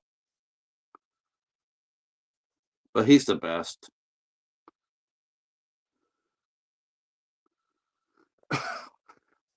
He really. I think mine is like I thought I had the most disorganized one, Professor. I see everybody has their shelves and everything else. I have one shelf, and I'm thinking to myself, I got to organize the boxes better. That's something I can do. Um, so let me ask you guys a question because you guys can decide this for me. So on Dollar Theater,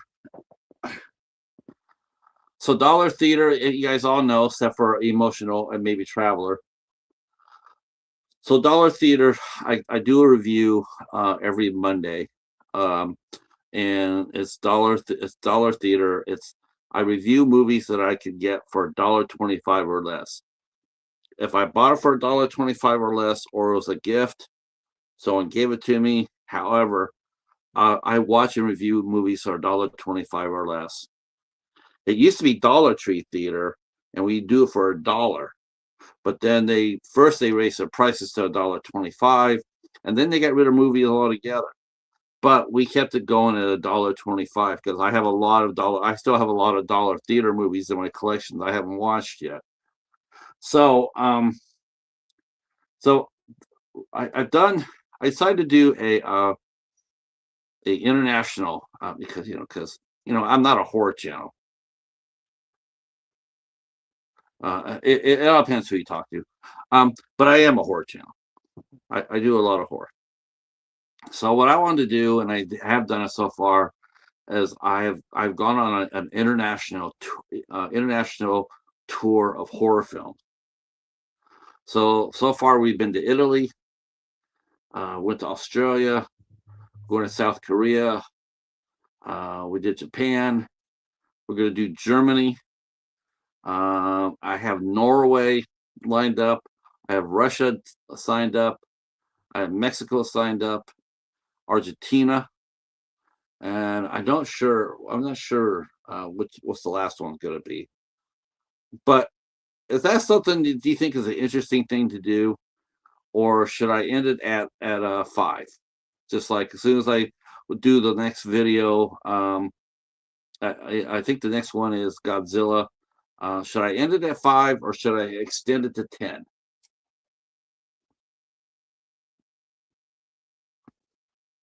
So, so, so all the movies that I'm watching in here, they're all from different countries. So should I keep doing it till 10 or should I just end it at 5?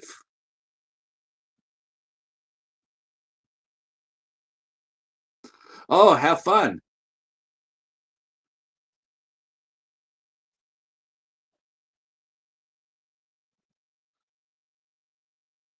Have a great time, Emotional. Be safe out there. Cinema from around the world, I'd be down for that. Some make it 20. I could do 20 horror films from around the world. I That's not a problem. Um, IFC does a lot of foreign films. I got I got I mean I got a ton. I got a lot of foreign horror. Um, you know what? I would love, that would be really cool to get that a Georgian film. I've gotten a lot of films. from around the world. I think the one I tell people that we sleep on is Argentina. Man, they make some good movies. And Mary, we've had our fair we've had our fair share of foreign countries on the ISC show. Hell, we had Germany on there. Let's see who we've had. I'll tell you, we've had a lot.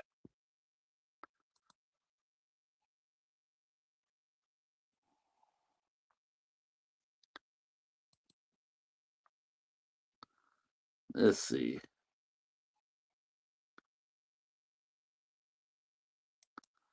I know we've had Great Britain. We've had Ireland. Uh, we've had Scotland. We have Scotland. Let's see.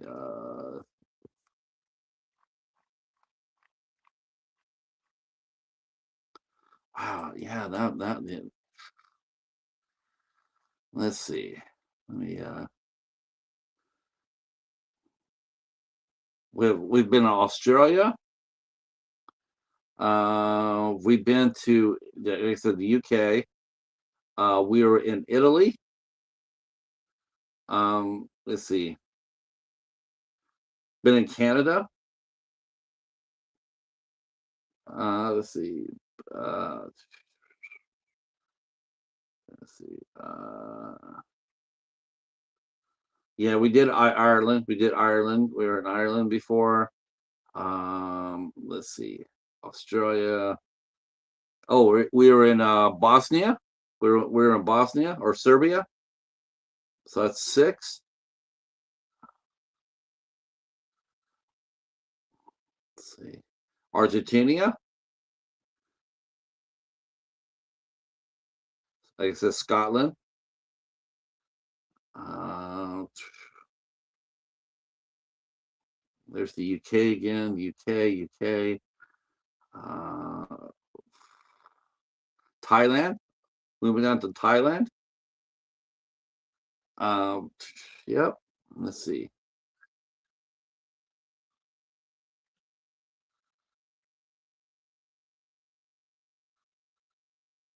I'm going through the list. I know we were in Germany.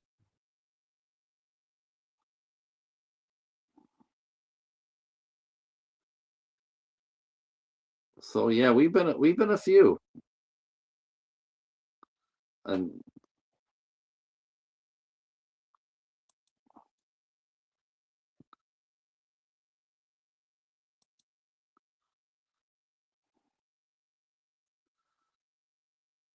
let's see. Yes, that's right, Mary. That's right. Yep, Canada. Yeah, we did the Canada. We went backcountry and Hunter x Hunter. Yes, that's right. That's right, Professor. And I count Canada. I count any movie that's not from the United States as a foreign film. So UK, Britain, Scotland, uh, you know, that all counts. Argentina. Man, we've oh jeez.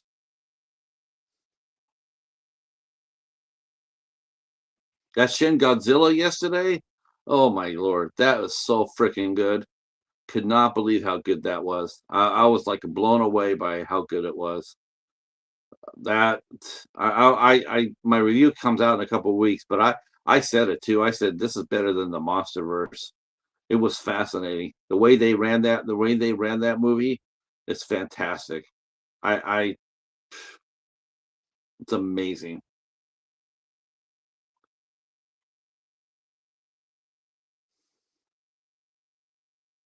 People need to they need to start talking about that movie when they talk about Godzilla movies. Wow, that was a great one. And so that's coming out soon. So I got Christmas Blood coming out next. That's from Norway. That'll be in Norway. And we all know the gentleman who directed that movie. Remember Gizmo? Um, hung around with Corey. That's the movie that he directed. Um, that movie has some bad luck, sort of like Storm Warning. Um, yeah, that movie has some bad luck to it.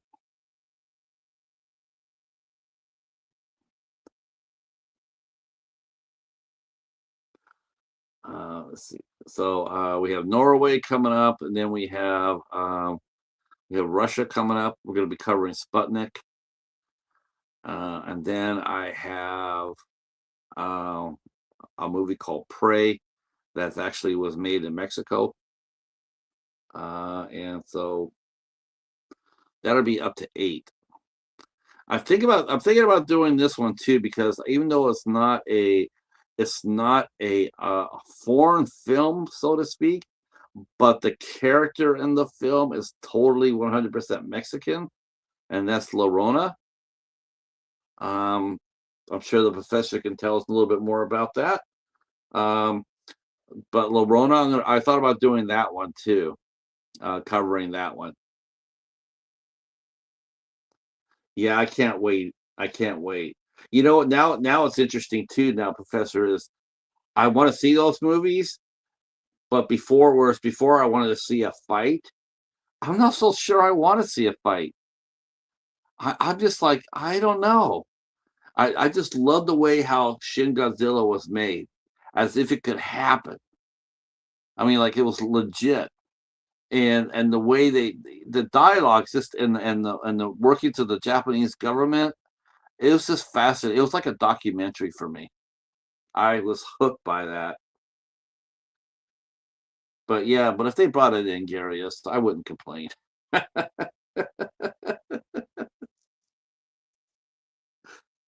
I don't know. I'm really curious to see if they bring out another monster. I am so interested to see that.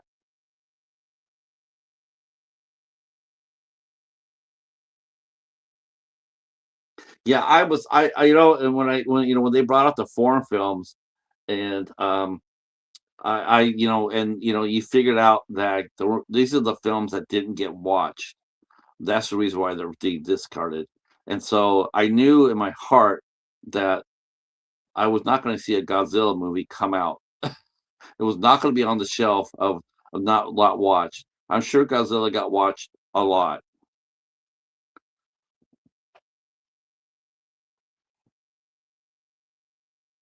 Yeah, that's probably the only. That was the only. That was my only gripe too, Professor.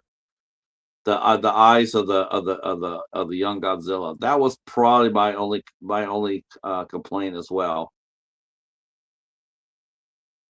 But everything else was just absolutely on point. But yeah, those eyes, that didn't do too good.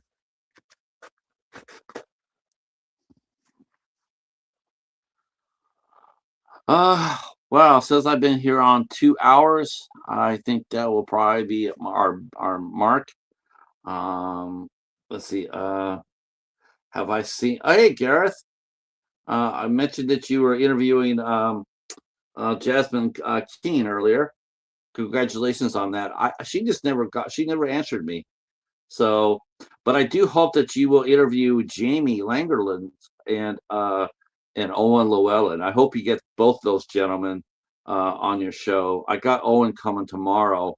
Um, so that Jasmine, man, she's a good actress. She's gorgeous too. She's really pretty, and she can act her what she can act. She has a fascinating backstory. I'm, but Jamie has gotten to be. He's sort of like Joe Leone over here. He knows how to cast his movies really, really well. Oh, for my eyeglasses, yes, yeah, yeah. I really am. I'm sort of like it needs to happen. I need better lenses. Yeah, I was impressed. I was sitting there going like, "Oh, how did he do it? What did he must have offered her like Ricky's phone number or some shit like that. Or Al.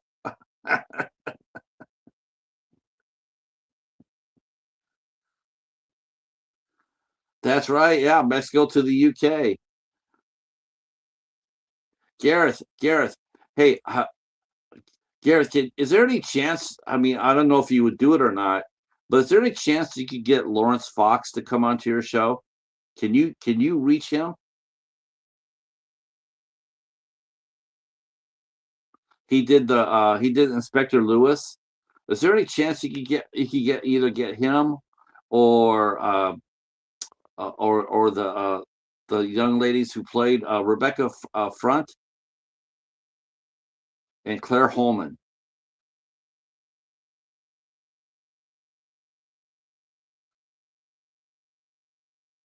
Man, I hope because I found Inspector Lewis, and dude, I'm so hooked on that show.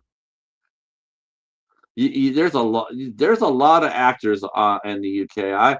I really underestimated how many you guys have, but there's a lot of good actors that you guys have. Holy shit!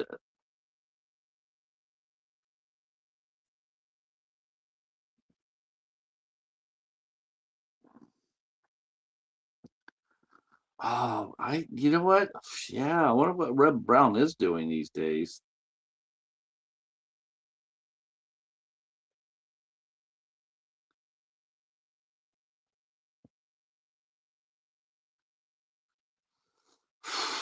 Yeah, I saw that too, but I thought maybe you would just separate the actor from the politics because he's a good actor.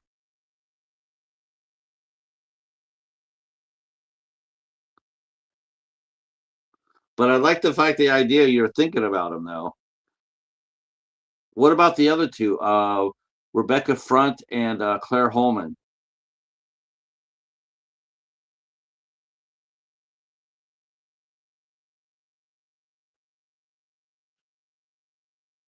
I would if you could get one of those two, I would love to co-host with that.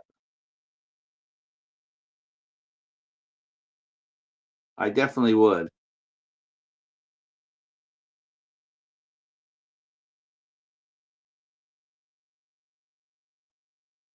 I asked Mike from the GZ that. I asked him if he'd be willing to do a episode of Inspector Lewis, and hell, shit, you and I could probably do something as well. I don't know. I don't know if you watch much TV, but I got a lot of British TV now.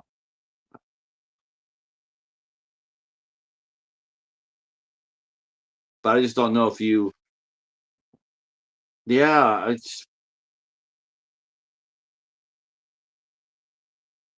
but I definitely will be there for your interview with Jasmine.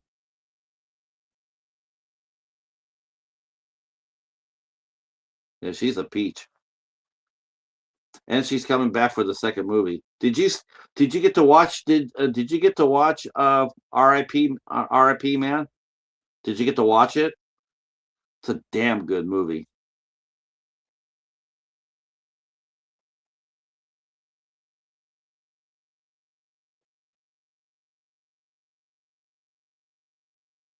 You can definitely tell. Yeah, Jamie Langer. I mean, I'm sure you saw The Cellar, which is a very good movie all in itself. But R.I.P. Man is definitely a banger.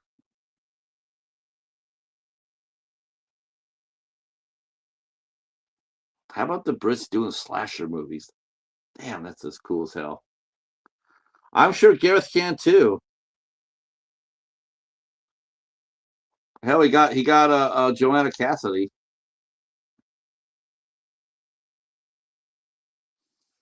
I still that was fun. Yeah, good, good. It's a good movie, man. It's a good movie. Very good. I still think that Joanna. I think she was really surprised at how many people like 240 Robert. We're talking about that. I don't think she was expecting that. I really don't. I think she was expecting people to talk about her bigger roles, you know? She's done she's able to do both TV and movie. She's able to go seamlessly in between. She could do yeah, she could do them both easily.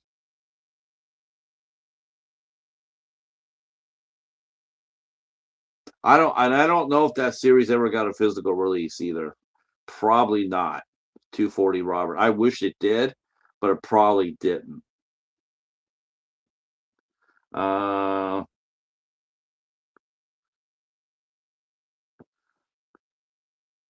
yeah, yeah, he's definitely the celebrity interviewer here.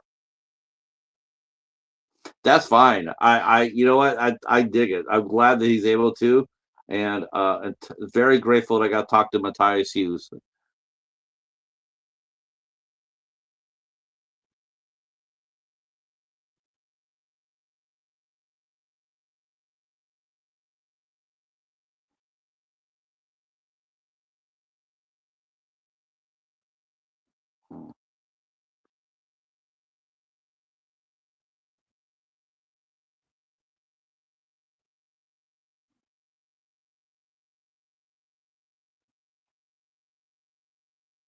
Yeah, may not, Gareth. It only ran for 13 episodes.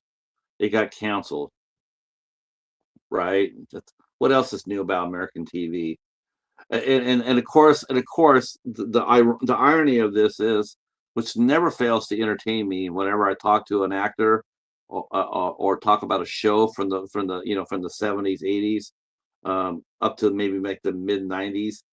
Um, the Nielsen numbers that 240 Robert got during its short run, it would make it a major hit here now. If you took what it got, the rating wise, and put those numbers in today, yeah. Greetings, beware. Yeah, the ratings it would be a major hit. How many shows got drew? Um,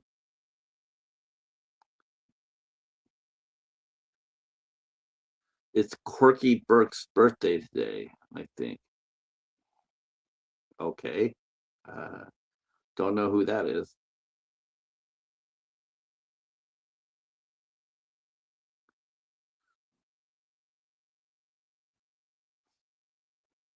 Oh, wait a minute. I know who that is. I do know who that is. Corky Burke. Um, yeah, the Down syndrome actor. Um, yeah, he had a show on ABC for a couple of years. Was it Day in the Life or something like that? Had Patty LuPone in it. Yeah. Okay. Oh, I didn't know he's still with us. That was a good show too. I want to say Jared Leto was in that show, but I could be totally wrong about that. Oh my God, Corky Romano. God,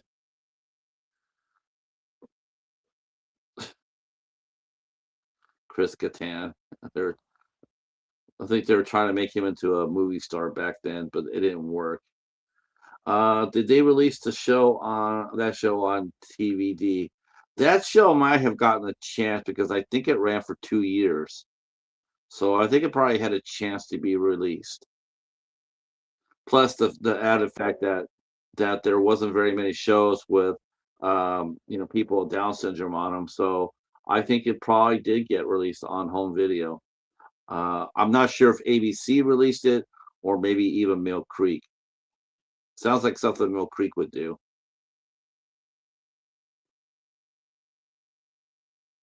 but I don't know. I can't say for sure.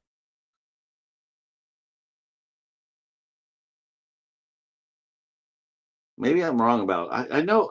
Oh, maybe it was Cody Allen or something like that. Corey Allen or something like that. I know that that Chad Allen or something like that. That I know his character got killed. He was like Corky's best friend on the show, and then he got killed. They're trying to because they're trying to make the show very true to life.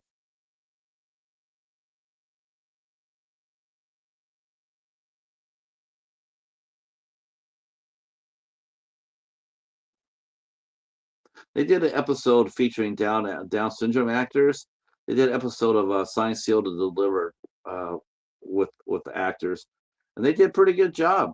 It's a good episode.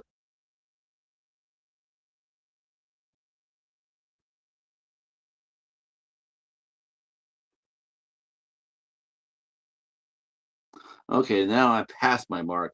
All right. Well, let me get out of here. Um, yeah, let me get out of here. I'll put a few links down below, and yeah, come on by tomorrow night or tomorrow afternoon or tonight. I'll be here at 6 o'clock. I'll be here at 6 o'clock for um our Highlander on RetroTube. Me and the Bat, the Cat and the Bat, will be reunited for Highlander tonight, and then tomorrow afternoon about 3 o'clock. About like where we I'll be here about the same time tomorrow, and we will be speaking with actor Owen Llewellyn. So I'm hoping I will see. I will be hoping to see some UK folks come by. It's only 8 o'clock your time, so come on by, hang out. Let's see. Oh gosh, yeah, yeah. I mean, keep my eye out for anything.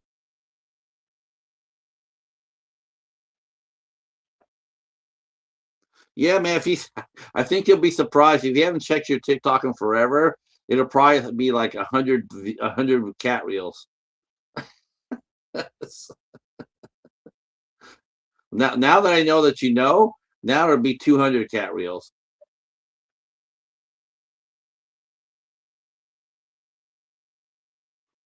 But I'll see you guys. Hopefully, I'll see some of you guys at 6 o'clock. If not, I'll see you here tomorrow at 3 p.m. With Owen Llewellyn and star of the R.I.P. man. And we're gonna get into the mind of the new serial killer icon, Alden Pick. He's got a way about him. You'll really dig him. I promise you. I also have the review of that movie on my channel. Just go to go to the search bar. Just type in the R.I.P. man. Check out the review, and we'll talk to you guys tomorrow. Thanks so much for hanging out with me and the cheetah. And yeah, it was fun. We'll do it again soon. Peace. Whoops.